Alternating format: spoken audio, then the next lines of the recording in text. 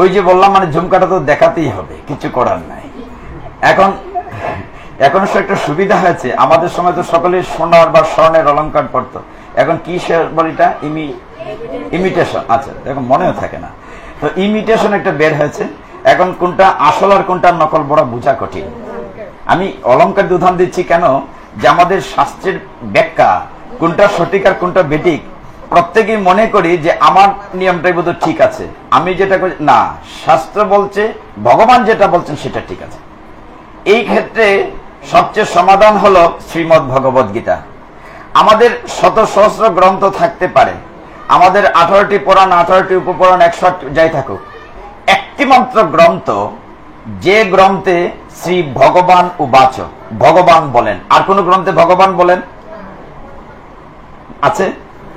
সুত উবাচ, সুত বলেন, শুকদেব উবাচ, সুখদেব বলেন, নারদ উবাচ, নারদ বলেন।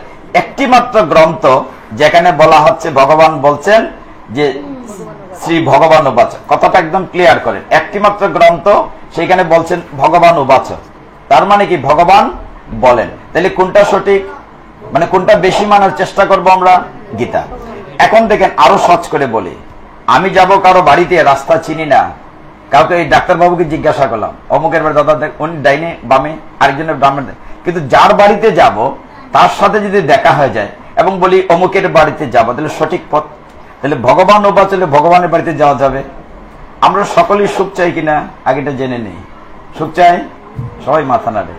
সুখেরও লাগিয়া এগরো বাদিনু, পরেরটার বলি না। কিন্তু সুখ পাখিকে ধরি ধরি করেও ধরা যায় না, ধরি ধরি করেও ধরা যায় না। কিন্তু সুখ কোথায় আছে? এই যে অনাদিরাদি গোবিন্দের চরণের নিচে। আপনারা দেখছেন জয় গীতা চ্যানেল।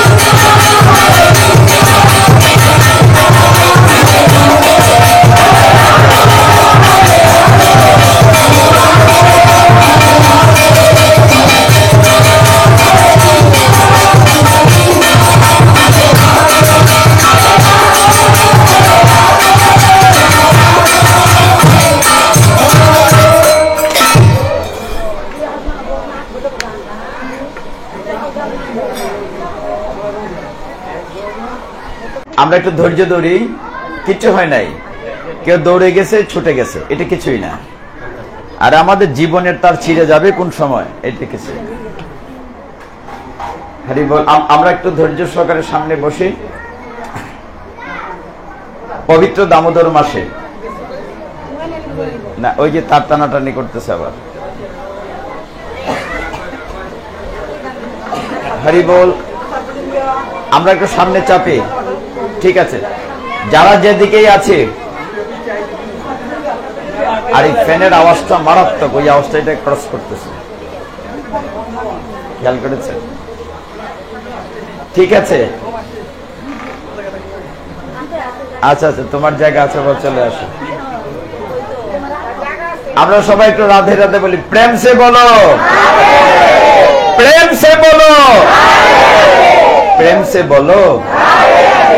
আমরা একটু মনোযোগী হই, অনেকক্ষণ কথা হয়েছে, কিছু করার নাই। আমাদের চাইতে বেশি আওয়াজ এই ফ্যানের, স্ট্যান্ড ফ্যানের, তারপরে কিছু করার নাই। আমরা যে পবিত্র আঙ্গিনায় বসেছি, মদন গোপালের একেবারে পদপ্রান্তে, এখন যে সবাইকে তো জায়গা দেওয়া যাচ্ছে না, তারপরেও এখন বাকি কাজটুকু ইশারায় করবেন, হই হুল্লোড় করলে হবে না। প্রেম সে বলো। আবার খুলে গেছে নাকি? হরে কৃষ্ণ। নাই, নাহলে এটা রেখে দেন, আমি বিকল্প লাগাই, ওইটা অসুবিধা, আমি বিকল্প করি। আবার ছুটে গেছে, অসুবিধা নাই। বেশ, ঠিক আছে, দেখলাম তো অনেকক্ষণ হচ্ছে না, যেহেতু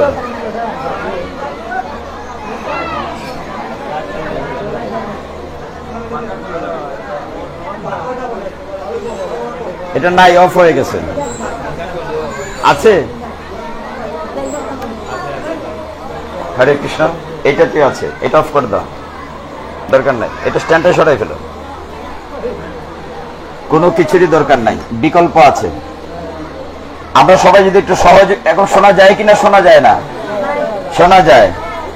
আচ্ছা বলেন তো, এই ফ্যানটা অফ করেন, ইট শুড বি অফ। এই আওয়াজটাকে, পুরো আওয়াজটাকে কন্ট্রোল করছে। আচ্ছা একটা প্রশ্ন উত্তর দেন আগে, আমরা কতটা পরনির্ভরশীল হয়েছি? নৈমিষারণ্যে 60,000 মনি ঋষি ছিলেন। কতজন ছিলেন? ওইখানে কি মাইক ছিল, মাইক্রোফোন ছিল, কারেন্ট ছিল? তাহলে হয়েছে কি করে? এত এত ভক্তরা শুনেছে কি করে? 60,000 মনি ঋষি। নৈমিষারণ্যে সুত গোস্বামী বলেছেন, আমরা 60,000 মনি ঋষি শুনেছেন। কি করে সম্ভব হয়েছে? কেন সম্ভব হয়েছে? যে বিষয়টা উত্তর পাই নাই। কেন শুনেছিলেন? তারা মনোযোগী ছিলেন। কেন শুনেছিলেন? আমরা কি নাই? মনোযোগী নাই। আমি ছাত্র ভালো না, আমরা মনোযোগী না, তাহলে হবে? হবে না। তাহলে মনোযোগী হতে হবে। প্রেম সে বলো, প্রেম সে বলো, প্রেম সে বলো। এবার মনোযোগী হতে হবে। আমরা চারদিকে সব আওয়াজ কন্ট্রোল করে দিচ্ছি। আমি যে যন্ত্রটা লাগিয়েছি, এটার কারেন্টের কোনো প্রয়োজন নাই, তার ছোটার কোনো সম্ভাবনা নাই, এটা টোটাল আমার কাছে আছে পকেটে। এটা ঠিক আছে না? এটা হচ্ছে বিকল্প, এটা বিকল্প পকেটে রাখতে হয়। কারণ হচ্ছে যে কখন কি হয় বলা যায় না। পবিত্র দামোদর মাসে, কি মাস? কি মাসে আছি এখন? আগে এই বিষয়টা ক্লিয়ার করি, তারপর প্রার্থনা যাব। সেটা হচ্ছে যে আমরা যখন ছোট ছিলাম, আমার জন্ম যেহেতু এখানে, আমাদের মাইজের বাড়ি গিরিধারী বাড়ি, জগদানন্দ সরকার, এই বাড়ির আমার মেসো ডাক্তার দেবেন্দ্র বাবু সহ আমরা ছোট ছোট বালকেরা, বালিকারা, আমরা ছোটবেলা ভোরবেলা যে নিয়ম মাসে আনন্দ করতাম, বিশেষ করে গিরিধারী মন্দিরে আমরা ভোরবেলা লাইন ধরতাম এই নারকেলের নাড়ু খাওয়ার জন্য। লাল লাল নারকেলের লাড়ু, সাদা না, সাদা না, গুড়ের, মানে ওইটার সেন্টই আলাদা ছিল। আমরা দুই দিকে দাঁড়িয়ে সুখসারির গানও গাইতাম এবং খুব আনন্দ হইতো। কিন্তু যে বিষয়টা বলতে চাচ্ছি, যে দামোদর মাস কথাটি কেন এসছে, এখন এই জায়গাটা ক্লিয়ার করে পাঠে যায়। আমাদের এখানে যারা আছে সকলে আজকে ইংরেজি কত তারিখ জানি কিনা? কয় তারিখ? 18 কোন মাস? অক্টোবর। এটা হচ্ছে খ্রিস্টাব্দ 2025 খ্রিস্টাব্দ। বাংলা কয় তারিখ? সন্দেহ আছে, সবাই জানে কিনা? আজকে পয়লা কার্তিক, না পয়লা কি মাস? 31 তারিখ। আচ্ছা, তার মানে এটা কিছু কনফিউশন আছে। কত বাংলা? উনি বলছে 1431 বাংলা। কত বাংলা? তার মানে এখন দেখেন, আমরা সকলে ইংরেজ হয়ে গেছি। কি হয়ে গেছি? আমরা ইংরেজি সন তারিখ জানি, বাংলা বঙ্গাব্দ জানি না। যেটা না না, সেটা বাস্তবতায় আসছি। দেখেন কোথায়, কেন দামোদরে আসতেছি, কথাটা বুঝেন। তাহলে আমরা ইংরেজি সন তারিখ জানি, বাংলা সন তারিখ সকলে জানি না ঠিক মতো। তাহলে আমাদের বাংলা সন তারিখটা সম্রাট আকবর প্রচলন করেছেন, ইংরেজি তারিখটা যীশু খ্রিস্টের জন্মের পর থেকে প্রচলিত হয়েছে। কিন্তু আমাদের চৈতন্য মহাপ্রভু, কলিযুগ পাবন অবতার চৈতন্য মহাপ্রভু যখন আবির্ভূত হয়েছেন, তারপর থেকে যে সনটা চলছে তাকে বলে চৈতন্যাব্দ। একটা খ্রিস্টাব্দ, একটা বঙ্গাব্দ, একটা চৈতন্যাব্দ। আমাদের নিজস্ব ইংরেজিতে যেমন জানুয়ারি ফেব্রুয়ারি মার্চ মাস আছে, বাংলায় যেমন বৈশাখ জ্যৈষ্ঠ আষাঢ় শ্রাবণ আছে, আমাদেরও কিছু মাসের নাম আছে। এটাকে আমরা জানি। দুর্ভাগ্যটা ঠিক এই কারণেই, বাংলা তারিখ তো জানি না, এখন নিজেরটা জানার তো প্রশ্নই আসে না, বাংলাই বলতে পারতেছি না। আমাদের ঋষিকেশ, মধুসূদন, নারায়ণ, এরকম কেশব, এরকম করে কয়েকটি মাস আছে না, 12টা মাস আছে। এই 12টা মাসের মধ্যে একটা নাম হচ্ছে দামোদর মাস। এটা আমাদের একান্ত নিজস্ব মাস, চৈতন্য মহাপ্রভুর আবির্ভাব থেকে প্রচলিত হয়েছে। অথচ আমার নিজের নাম ঠিকানা আমরা জানি না, আমরা খ্রিস্টাব্দ নিয়ে সব মনে আছে। দুঃখজনক কিনা? তাহলে আমাদের 12 মাসের নাম জানা দরকার কিনা? দামোদর আপনারা সকলেই জানেন, কিন্তু আমাদের নিজস্ব যে 12 মাস সেটা আমরা জানি না। এই বিষয়টা আমরা ক্লিয়ার করব যে আমরা আজকে দামোদর মাসে বসেছি। যে কথাটা বলতে চেয়েছিলাম, 3 ভাবে মাসটা উদযাপিত হয়ে আসছে, আমরা ছোটবেলা থেকে দেখছি। 3 ভাবে কিভাবে? কেউ দুর্গাপূজার প্রতিমা বিসর্জন দশমী, তারপরে যে একাদশী হয়, ওই একাদশীর পরে গতকালকে গেল রমা একাদশী, মধ্যে একটা একাদশী, আরেকটা একাদশী থেকে শেষ 1 মাস। মানে দশমীর পরে একটা একাদশী শুরু হয়, মধ্যে একটা একাদশী, আরেক একাদশী, 1 মাস। কেউ হয়তো লক্ষ্মী পূর্ণিমা থেকে শুরু করেছেন, রাস পূর্ণিমায় গিয়ে শেষ। কেউ হয়তো কার্তিক মাসের 1 তারিখ থেকে শুরু করবেন, কার্তিক মাসে গিয়ে শেষ। যেভাবেই করি কতদিন? কয় মাস? এটাকে আমরা কি বলি? নিয়ম মাস। দামোদর না, বাংলাটা কই? আমরা ছোটবেলায় কি শুনেছি এটার নাম? যদিও নিয়ম মাস নামে পঞ্জিকাতে কোনো নাম নাই, কিন্তু এটার নাম আমরা দিয়েছি নিয়ম মাস। যেহেতু এটার নাম নিয়ম মাস, তাহলে নিয়ম মানতে হবে। আমার কথা এখন জায়গায় আসেন, মাসটির নাম কি মাস? নিয়ম মাস। যদি নিয়ম মাস হয় তাহলে নিয়ম মানতে হবে কিনা? নিয়মটি কি? নিয়মটি হচ্ছে হরি জাগরণম, প্রাতঃস্নানম, তুলসী সেবনম, উদযাপনম, দীপদানম, ব্রতনয়পি কার্তিতে। এটা হরিভক্তি বিলাসে বলা হয়েছে। কি কি নিয়ম? হরি জাগরণ, এই যে কাজটা করছেন, হরি মন্দিরে জাগরণ করছেন। প্রাতঃস্নানম, কোন সময় স্নান করতে হবে? আমরা শুনছি কিন্তু মানছি কিনা একটু পরে বিশ্লেষণ হবে। প্রাতঃস্নানম 2 নম্বরে গেল। তারপর হচ্ছে তুলসী সেবনম, এটা হয়তো করি অনেকে, তুলসীকে স্নান করায়, কিন্তু হয়তো কেউ দুপুরে করি, কেউ 7টায় করি, কেউ 9টায় করি। তাহলে প্রাতঃস্নানের সাথে হচ্ছে তুলসী সেবনম। এই ফ্যানটা চালায় না, এটা এত প্রকট আওয়াজ, অন্য কোনো ফ্যান দাও। তুলসী সেবনমের পরে আমরা যে উদযাপন করছি, সবশেষ কথাটা দীপদানম, যেটা আপনারা করলেন, হ্যাঁ, নবমীশ্বরং, যেটা দীপদানম। তাহলে নিয়ম মাস মানে কি? 5টা নিয়ম মানতে হবে। আমি যদি না মানিতে মাসটাকে নাম নিয়ম মাস হবে। এখন জায়গায় আসেন, আমরা গীতা পাঠে যাই। তাহলে আমরা সকলের নিয়ম মাস করছি, সকলের রাতুল চরণে আমি অভাজন দণ্ড প্রণিপাত নিবেদন করছি। গৌর হরি বল।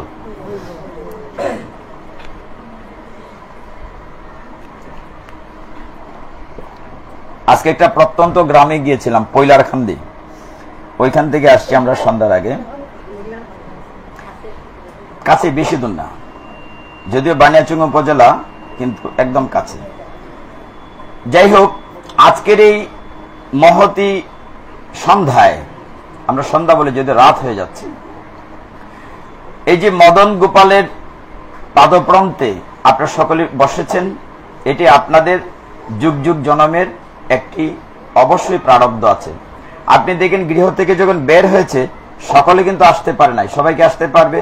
পারবে না। ইচ্ছে করলে আসতে পারবে না। অনেকেই দেখবেন যে প্রস্তুতি নিয়েছে, আবার ফিরে গেছে, আসার পরে আবার কারো ফোন এসছে, চলে গেছে। আমি যখন প্রবেশ করেছিলাম অনেকটাই ফাঁকা ছিল, এখন ফিল আপ হয়ে গেছে। দু কারণে। অনেকে আর অনেক জায়গায় নিজের ঘরের দীপদান আছে, কেউ অন্য মন্দিরে দীপদান করতে গিয়েছেন, কিন্তু পরে টিকে আমরা চলে এসছি। আমি প্রথমে শ্রদ্ধা করি আমার মেসমশায় পরম ভাগবত ডাক্তার দেবেন্দ্র চাঁদসি মহোদয়কে স্মরণ করি। ওনাদের মতো পরম ভাগ্যবান পরম মহাত্মারা না থাকলে আমরা অনুসরণ করতে পারতাম না। এদেরকে স্মরণ করতে হবে। যারা আমাদের পূর্বতন, আমাদের প্রাজ্ঞজনেরা, মহাত্মারা রেখা রেখে গেছেন, আমার দুই রেখ ধরে ধরে হাঁটতে হবে, এটা মনে রাখতে হবে। তো আমরা একটু ছোট্ট প্রার্থনা করে প্রবেশ করছি। ওম অজ্ঞানতিমিরান্ধস্য জ্ঞানাঞ্জন শলাকয়া চক্ষুরুন্মিলিতং येन তস্मै শ্রী গুরুবে নমঃ। হে কৃষ্ণ করুণা সিন্ধু দীনবন্ধো জগৎপতে গোপেশ গোপিকাকান্ত রাধাকান্ত নমস্তুতে। তপ্ত কাঞ্চন গৌরাঙ্গী রাধে বৃন্দাবনেশ্বরী বৃষভানুসুতে দেবী প্রণমামি হরিপ্রিয়ে। নম মহাবদান্নায় কৃষ্ণ প্রেম প্রদায়তে কৃষ্ণায় কৃষ্ণ চৈতন্য নাম্নে গৌরতীশে নমঃ। নারায়ণং নমস্কৃত্য নরং চৈব নরোত্তমং দেবীং সরস্বতীং ব্যাসং ততো জয়মুদীরয়েৎ। নময়ং বিষ্ণুপাদায় কৃষ্ণ প্রেষ্ঠায় ভূতলে শ্রীমতে ভক্তি বেদান্ত স্বামী নীতি নামিনে। নমস্তে সরস্বতী দেবে গৌরবাণী প্রচারিণে নির্বিশেষ শূন্যবাদী পাশ্চাত্য দেশ তারিণে। বাঞ্ছা কল্পতরুভ্যশ্চ কৃপা সিন্ধুভ্য এব চ পতিতানাং পাবনেভ্য বৈষ্ণবেভ্যো নমো নমঃ। জয় শ্রীকৃষ্ণ চৈতন্য প্রভু নিত্যানন্দ শ্রী অদ্বৈত গদাধর শ্রীবাসাদি গৌর ভক্ত বৃন্দ। হরে কৃষ্ণ কৃষ্ণ কৃষ্ণ হরে হরে, হরে রাম রাম রাম হরে হরে। হরে ওম তৎসৎ।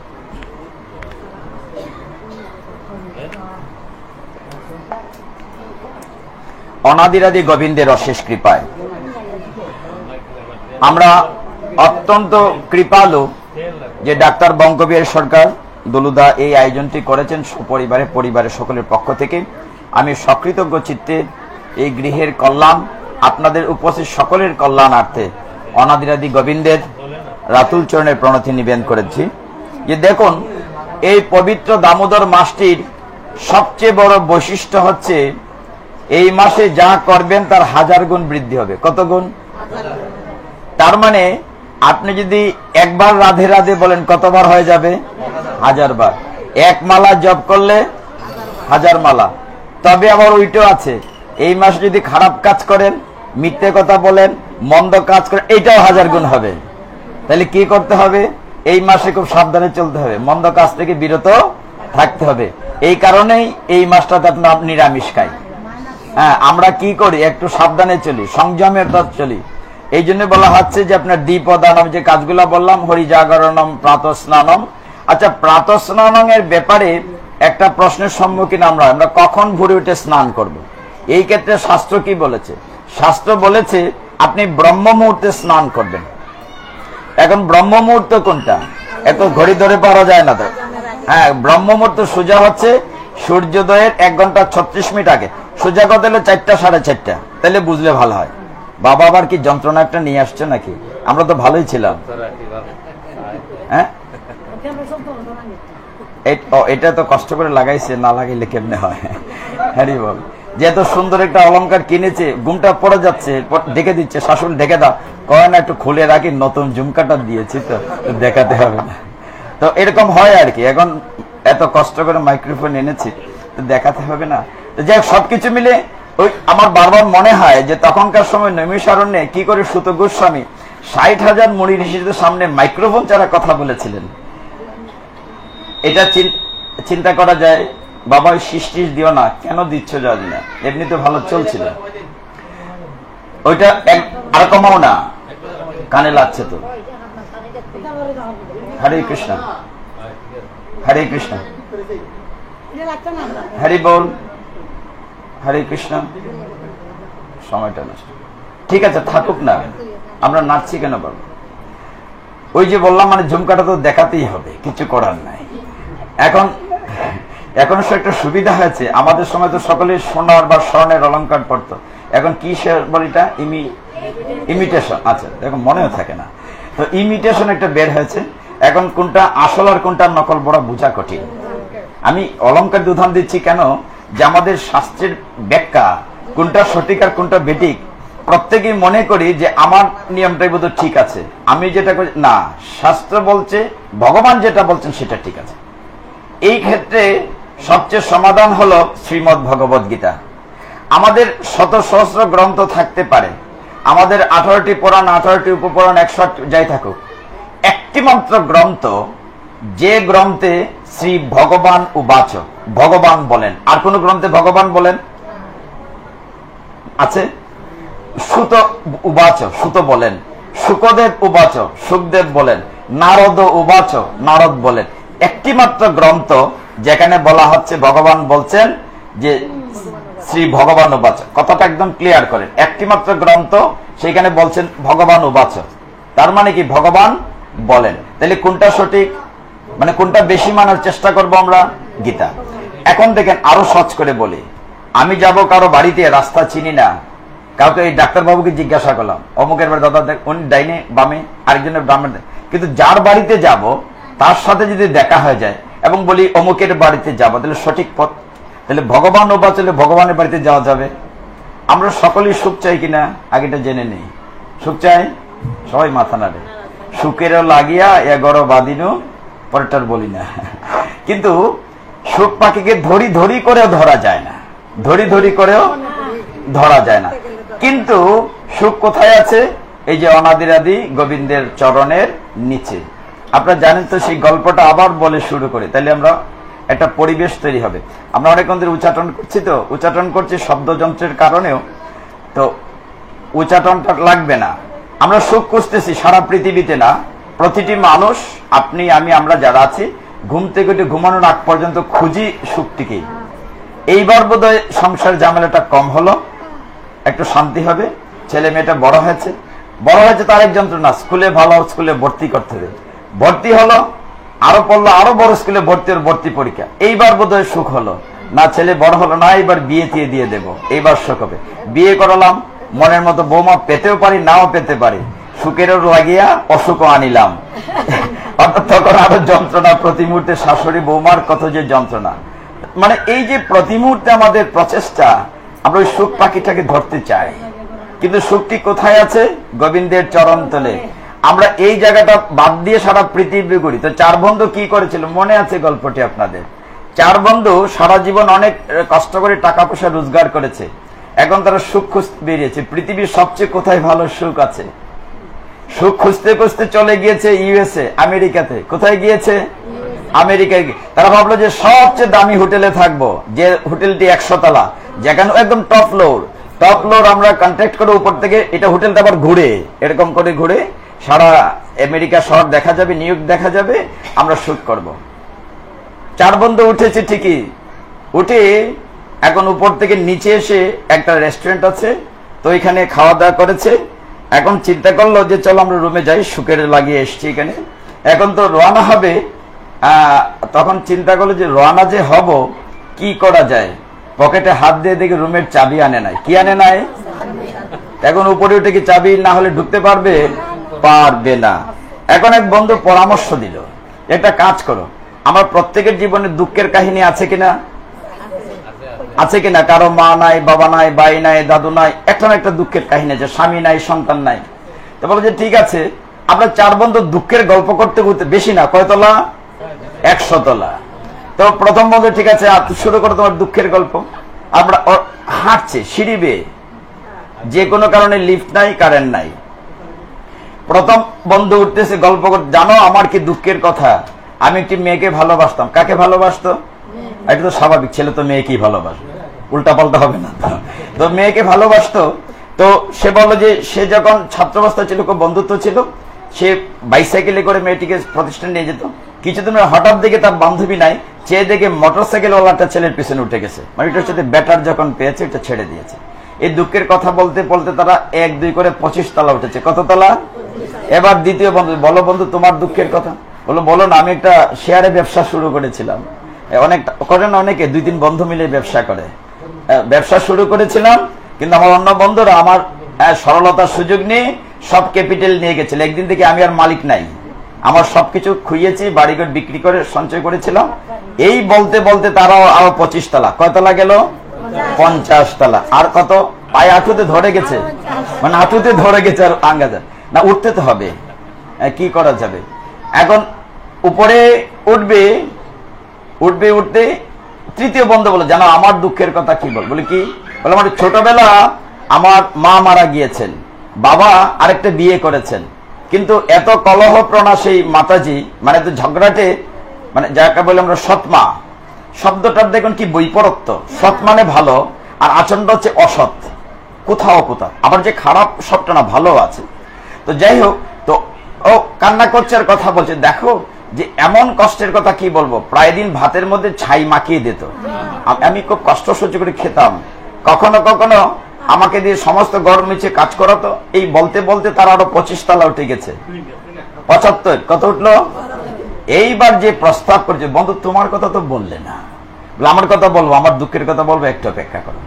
তো বললেন না, বড় শুরু কর। ঠিক আছে, হাঁটা বন্ধ করলে তো লাভ নেই, উঠতে তো হবে। উঠছে বলছে আমার দুঃখের কথা বল, আরেকটু যা। বন্ধু জানো আমার দুঃখের কথা যদি বলি তোমরা হাঁটতেই পারবে না। বলে কেমন হাঁটতে পারবো না? তোমরা উঠে দেখো, হাঁটতে পারবে না, এত কষ্ট, বসেই পড়বে। যেতে যেতে 96। ও কিন্তু বলছে না, আরে বল না তোর দুঃখের কথাটি। 97। বললেন আরেকটু বলা, চলে এসছি তো। আমার দুঃখের কথা কি বল, আরেকটু বাকি, উঠো না। যখন বলছে আমার দুঃখের কথা, এত দুঃখের কথা যে শুনলে তুমি উঠতেই পারবে না, তোমরা চলতে পারবে না। উঠতে উঠতে প্রায় 100। বলে বন্ধু বল না, ঝাঁকুনি দিয়েছে। কি আর বলবো বন্ধু, আমরা যে রুমে যাব চাবিটা তো ভুলের নিচে চলে আসছে। চাবি উঠলে এখন আবার 100 তলা নামতে হবে, আবার উঠতে হবে, চাবি আনতে হবে। তার মানে সবচেয়ে যে কোথায় ফেলে আসছি চাবিটি, নিচতলা রেস্টুরেন্টে খাবার খেয়েছিল সেখানে। আমাদের সুখের চাবিটা কোথায় আছে জানি না। আমরা কষ্ট করে, এটা কিন্তু গল্প না, জীবনের কথা। আমরা আরো যাই, আরো সুখ পাবো, আরো যাই, আমরা উঠতেছি, আরো বাড়ি গাড়ি উঠছে, কিন্তু সুখের চাবিটা কোথায় আছে সেটা আমরা জানি না। সুখের চাবিটা গোবিন্দের চরণ তলে আছে। হরি বল, প্রেম সে বলো, প্রেম সে বলো, প্রেম সে বলো। এই রাধারানীর চরণ তলে শান্তির চাবি, সুখের চাবি আছে। আমরা এখানে রেখে আমরা অন্যত্র খুঁজছি, ঠিক ওই জায়গাটিতে। আজকে সকালে একটা ভাগবত ক্লাসে মন্দিরে বলছিলাম যে কৃষ্ণ আমার, আমি কৃষ্ণের। যখন এই জায়গাটা বুঝতে পারবেন তখন আপনি সুখী। কি বলেছি কথাটি? কৃষ্ণ আমার, আমি কৃষ্ণের। বলাটা সোজা, খুব কঠিন। আপনি যখন বুঝবেন যে আপনি চলেন না, ভগবান চালান, আপনি বলেন না, ভগবান বলান, তাহলে আপনি সুখে আসবেন। যখন বলবেন যে আমি করি, আমার আছে, আপনার সুখ নাই, দুঃখ, আপনার পরিপূর্ণতা আসবে না। যখন বুঝবেন ভগবান চালান, ভগবান করান, তখন আপনি সুখী। এটি হচ্ছে অনুভবের বিষয়। ওই জায়গাটিতে পৌঁছানোর জন্যই এই দামোদর মাস। এবার আসেন দামোদর মাসে। কেন এই মাসটা এত গুরুত্বপূর্ণ? একটি মাস ভগবান খুব সুযোগ করে দিয়েছেন। আমরা দেখেন ধর্মীয় যত অনুষ্ঠান আয়, 8 দিনের উপরে একটাও না। হয়তো মনে করেন গুরু পূর্ণিমা একদিন, জন্মাষ্টমী একদিন, ঝুলন যাত্রা 5 দিন, রথযাত্রা 8-9 দিন, কিন্তু দামোদর মাস পুরা এর চেয়ে বড় অনুষ্ঠান আছে একটা না। ভগবান আপনাকে পুরো মাস সুযোগ দিয়েছেন যে তুমি ভোরে উঠে স্নান করো, তুলসী সেবা করো, দীপদান করো, একদম সুযোগ করে দিয়েছেন। অন্তত ওই একটা মাস অন্তত সংযমের সাথে চলো। মানে ভালোটা যেমন 1000 গুণ হবে, খারাপটা হবে। আমরা যেন চেষ্টা করি ওই একটি মাসে এমন কোন আচরণ যাতে না করি অন্যের মনে কষ্ট লাগে। এই একটি মাস সাবধানে থাকতে হবে। এখন গীতা থেকে আপনার নিমন্ত্রণ করেছেন গীতা পাঠে, তাহলে গীতা থেকে 2-1টা শ্লোক না বললে গীতা আমার রাগ করবে। তারপর ভাগবতে যাই। বলেছেন ডাক্তারবাবু যে আমাদের বাড়িতে আজকে গীতা পাঠ। তো গীতা পাঠে আমরা 9ম অধ্যায় থেকে 2টা শ্লোক বলি। ভগবান এত দৃপ্ত কণ্ঠে গীতায় বলেছেন যে তুমি সব চিন্তা বাদ দাও। আরে ভগবান যে কত কৃপালু, ভগবানের নাম যে করুণা সিন্ধু, করুণা সাগর। এটা আমি আমার জীবন দিয়ে উপলব্ধি করছি। কিচ্ছু করা লাগে না, মাগনা প্রসাদ খাই। কি করি? কাজ কি? মন্দিরে দুটো কাজ, ভোজন আর ভজন। কি কাজ? ভোজন আর ভজন। আঞ্চলিক ভাষায় যদি বলি দুইটা কাজ, খাওয়ান আর গাওয়ান, আর কোনো কাম নাই। কি কাজ? খাওয়ান আর গাওয়ান। এই যে ভোরবেলা আমরা মঙ্গল আরতি উঠতেছি, কার আগে কে উঠবে? বুড়া মানুষ, এই কুমকুম দিদির চাইতে আর বয়স্ক। আমরা দরজার সামনে টকটক লাঠির আওয়াজ পাই, আমাদের আগে উঠে যায়। কি শীতের দিন, 3:30টায় উঠে ওই যে প্রাতঃ স্নানম উঠে সকলে মঙ্গল আরতি যাচ্ছে। মঙ্গল আরতির সময় জগন্নাথ বলদেব সাক্ষাৎ জীবন্ত দেখা দেন, শরীর লুম কাটাতে, আপনার কল্পনা করতে পারবেন। জীবন্ত জীবন্ত। সারাটা নাট মন্দির অন্ধকার থাকে, শুধু ভগবানের উপরে আলো দেয়া হয়। যারা মঙ্গল আরতি যান, যারা গিয়েছেন মন্দিরে, তারা বুঝতে পারবে। হ্যাঁ, তো ওইখানে সারা পৃথিবীর সবকটা ইস্কন মন্দিরে একই টাইমে একটা গুরুত্বপূর্ণ বিষয় এখন বলছি। সারা পৃথিবীতে যতগুলো মন্দির আছে, একই টাইমে, একই নিয়মে, একই মন্ত্র। ওই কথাটি গীতায় ভগবান সারাংশে মানে অর্থাৎ বলেছিলেন শঙ্করাচার্যের যে মাহাত্ম্যে, যে একম শাস্ত্রম একম দেবং, মানে এক দেবকী নন্দনম, একম শাস্ত্র দেবকী নন্দ বলে, যেটা ভগবান বলেছেন। একই শাস্ত্র বলতে গীতা, সবাই যেন গীতা পড়ে। একই দেব ভগবান কৃষ্ণ, একই মন্ত্র, হরে কৃষ্ণ কৃষ্ণ কৃষ্ণ হরে হরে, হরে রাম রাম রাম হরে। একই মন্ত্র সকালে বলে। তো ভোরে মঙ্গল আরতি উঠলেন, যে খাওয়ানোর গাওয়ান বলছি, চললো মঙ্গল আরতি। তার আগে শিব ঠাকুর উঠেন, বৈষ্ণবানন্দ শিব ঠাকুর উঠেন 4:15, 15 মিনিট শিব ঠাকুর উঠলেন। কারণ ভগবানের চাইতে ভক্ত বড়। কার চাইতে কে বড়? ভগবানের চাইতে ভক্ত। আগে ভক্ত জাগবে, তারপরে 4:30টায় মঙ্গল আরতি, তারপরে মঙ্গল আরতির পরে নরসিংহ আরতি, তারপরে তুলসী আরতি। এইটুকুন গেল। তুলসী আরতির পরে জপ ক্লাস, 1 ঘন্টা বসে জপ করতে হবে। কি করতে হবে? ওইটি উদযাপনম, 5টির মধ্যে একটি এটি জপ করতে হবে। হয়ে গেল জপ ক্লাস, তারপর একটু গ্যাপ। এই গ্যাপের মধ্যে কি হবে? শিব ঠাকুর আবার দরজা খুলে 7টার সময় তিনি একটু বাল্যভোগ পাবেন। ওই যে খাওয়ানোর গাওয়ান, একটু আগে গাইছি, এখন খাওয়ান, তো আপনি প্রসাদ পাইলেন। আবার 7:30টায় বাজলো, ভগবান খেলছে দর্শন আরতি। আবার দরজা 7:30টায় কাটায় 7:30টায় খুলে দেওয়া হলো। 7:30টায় খুলে দেওয়ার পরে আবার এখানে দর্শন আরতি, পুনঃ প্রার্থনা হইল, পঞ্চতত্ত্ব, তারপরে গুরু বন্দনা হলো, গুরু পূজা হলো। এই গুরু পূজার সময় সবচেয়ে গুরুত্বপূর্ণ যে কথাটি এখন বলছি, এখানে আমরা সকলেই হয়তো নিয়মের ভিতরে নাই। কেউ হয়তো আমিষ আহার করছি, কেউ হয়তো নিয়ম মানছি না, কিন্তু ভগবান চৈতন্য মহাপ্রভু যে আইনটি করেছেন, আচণ্ডালে প্রেম বিলিয়েছেন। জায়গায় আসেন, আচণ্ডালে তিনি কি বলেছেন যে জগাই মাদাই মদ খায়, জগাই মাদাই খারাপ থাকে, বুকে আলিঙ্গন করা যাবে না? মহাপ্রভু যে কাজটি করেছেন, মহাপ্রভুর আইনটাই উদযাপিত হচ্ছে এখানে। দেখবেন সবাই সকালবেলা 7:30টার পরে লাইন ধরে, 7:45টায় লাইন ধরেছেন, আর একজন ব্যক্তি বালতির মধ্যে বা ঝুড়ির মধ্যে ফুল নিয়ে দাঁড়িয়ে আছে, সবাইকে ফুল দিচ্ছে। আপনাদের ফুলটা একটা বক্সের উপরে রাখা হচ্ছে, সমস্ত শেষ হলে সমস্ত ফুল নিয়ে রাধা মাধবের চরণে দেয়া হচ্ছে। তার মানে আপনার হাতের ফুলটি ভগবানের চরণে সরাসরি যাচ্ছে। এখানে কি বাপ বিচার আছে? কে ব্রাহ্মণ, কে চন্ডাল, কে উঁচু, কি নিচু? ওইটাই মহাপ্রভু শিক্ষা। ঠিক ওই জায়গাটি আমরা যতক্ষণ না পারবো, ততক্ষণ মহাপ্রভুর বাণীতে আস। মহাপ্রভু কত কৃপা করেছেন। একই পঙ্গতে বসে খিচুড়ি খাই, এটা মহাপ্রভুর আবিষ্কার। একইতে ডাইনাবামা মৃদঙ্গ, মহাপ্রভুর আবিষ্কার। তো এই কথাগুলো আমরা বলি কিন্তু মানি না। কিন্তু আমরা যেখানে অবস্থান করছি, হ্যাঁ, সব জায়গায় আপনি বাদ দেন, জগন্নাথের প্রীতি প্রসাদ কি অসুচি হয়? কুকুরে খাইলেও অসুচি হয় না। কিন্তু আমরা কোথায় আছে? ছুতো মার্গ, দইলে জাত যায়, চলিয়ে জাত যায়। আমরা জ্বলনের সময় দড়ি ধরতে দেই না কোথাও কোথাও, কিন্তু এটা আসলে সঠিক না। আমি কোথাও উল্লেখ করছি না, কিছু বুঝে নিবেন। মহাপ্রভু শিক্ষাটা হচ্ছে আচণ্ডালে প্রেম বিলাবেন। এই জন্য মহাপ্রভু বলেছেন, পৃথিবীতে আছে যত নগরাদি গ্রাম, সর্বত্র প্রচারিত হইবে মোর নাম। তিনি কি বলছেন যে বড় লোকের বাড়িতে যাবে, আবার নাম গরিতে বাড়িতে যাবেন? এটা বলেছেন কখনো? সব জায়গায় ওইটি হচ্ছে।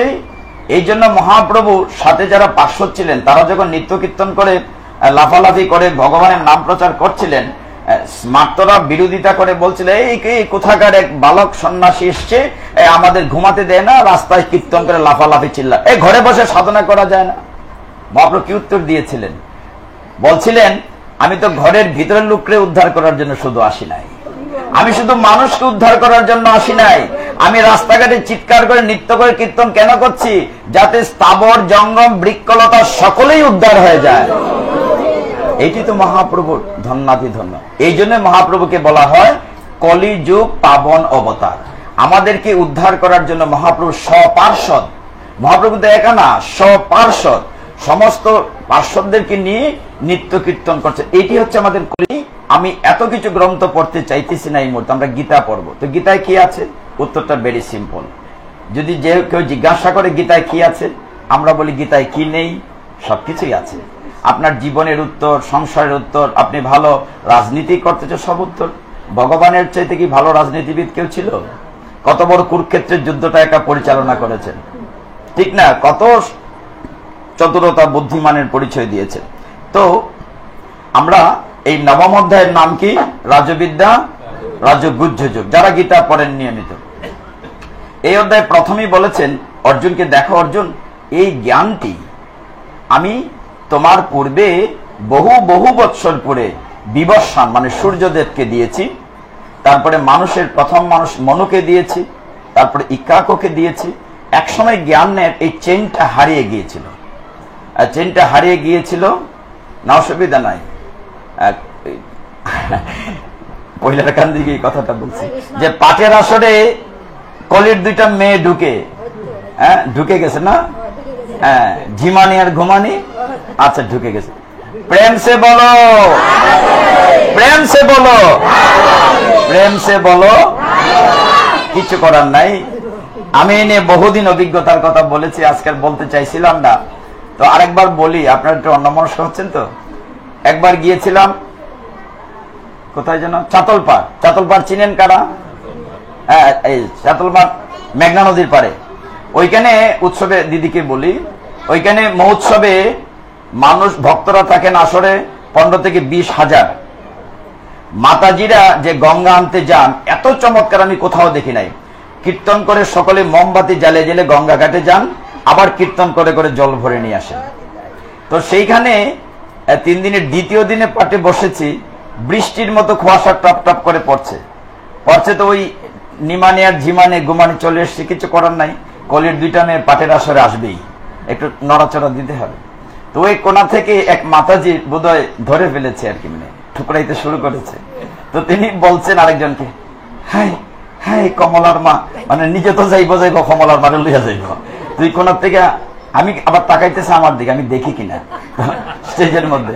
এখন আমি তো ছোট মানুষ, তবু দীক্ষা লাইছি, কারণ আমি তো একটু উৎসাতে বইছি না কম্পারেটিভলি। তুই কোনা থেকে বলতেছে, হ্যাঁ হ্যাঁ কমলার মা। আমি দেখে কইলাম যে মাতাজি গো, আপনার যাই না আপত্তি নাই, কমলার মারে থইয়া যাবেন, ফাঁক তো শেষ করুন লাগবো। আপনি যাই না আপত্তি নাই, কমলার মারে থইয়া যান, ফাঁক শেষ করে লাগবো। তো ওই সীতা দি শান্তি দি যাইন গে আপত্তি নাই ঘুমের ঘুরে, কিন্তু থইয়া যাইন যে বাকিরা নেই। তো দেখেন কেন গুরুত্বপূর্ণ।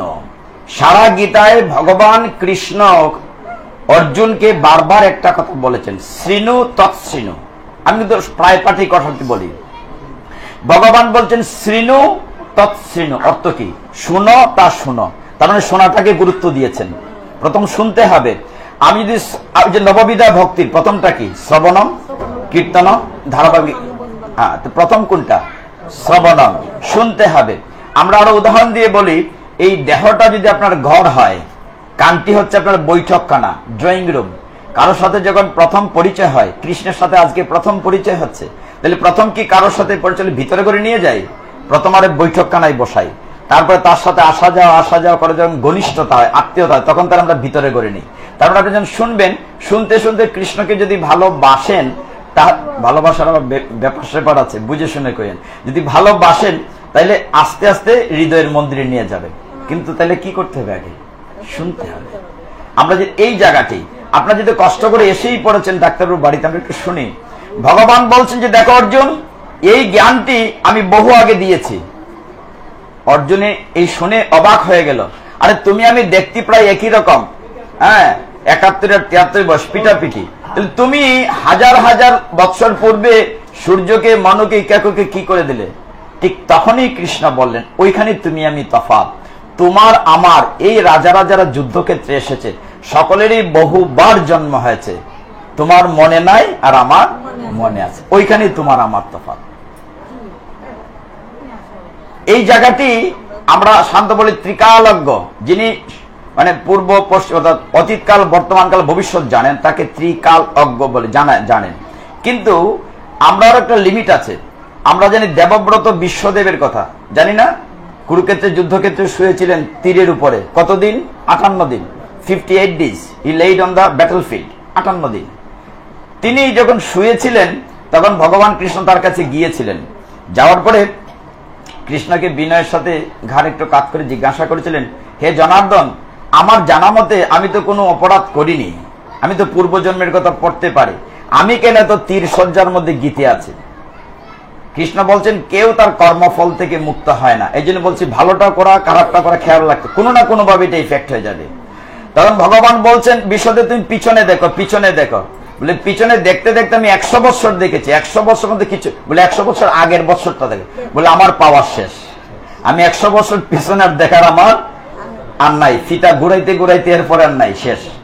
বলে তুমি 101 নম্বর পশ্চাতের জন্মে তুমি একজন রাজপুত্র ছিলে, একদিন মৃগয়ায় গিয়েছিলে হে বিশ্বদেব, মানে তার নাম দেবব্রত, হে দেবব্রত তুমি গিয়েছিলে, তখন রাস্তার মধ্যে রথের সামনে বড় একটা সাপ পড়েছিল, তুমি তখন তোমার রথীকে গার্ডকে বলে এটা সরিয়ে দাও, ওরা কি করেছে তোমার হাতে সরিয়ে দিতে গিয়ে এমন ভাবে ছুড়ে মেরেছে একটা কাঁটাওয়ালা গাছ, ক্যাকটাস গাছে গিয়ে সাপটা গিতে গিতে পড়েছে, ওই তীরের মতো ক্যাকটাস গাছে গিতে থেকে সাপটা মৃত্যুবরণ করেছে। ওই 101 বছর পূর্বের যে অপরাধ করেছিলে এই কারণে তুমি ওই কাটা তীরের মধ্যে গিতে যাচ্ছ। কাজে ভাববেন না কর্মফল থেকে মুক্তি পাবেন, প্রত্যেকটি কাজের হিসাব আছে। বিশেষ করে আপনারা যা বলেন, দিদিরা বলেন 2 কান্দে 2 মুহুরি লিখতে আছে ডায়েরি, আছে না? চিত্রগুপ্ত আপনার সমস্ত রেকর্ড করছে। এই যে আজকে এখানে বসে গীতা শুনছেন, সব কিন্তু ভিডিও রেকর্ড হচ্ছে। কোথায় দেখানো হবে মৃত্যুর পরে?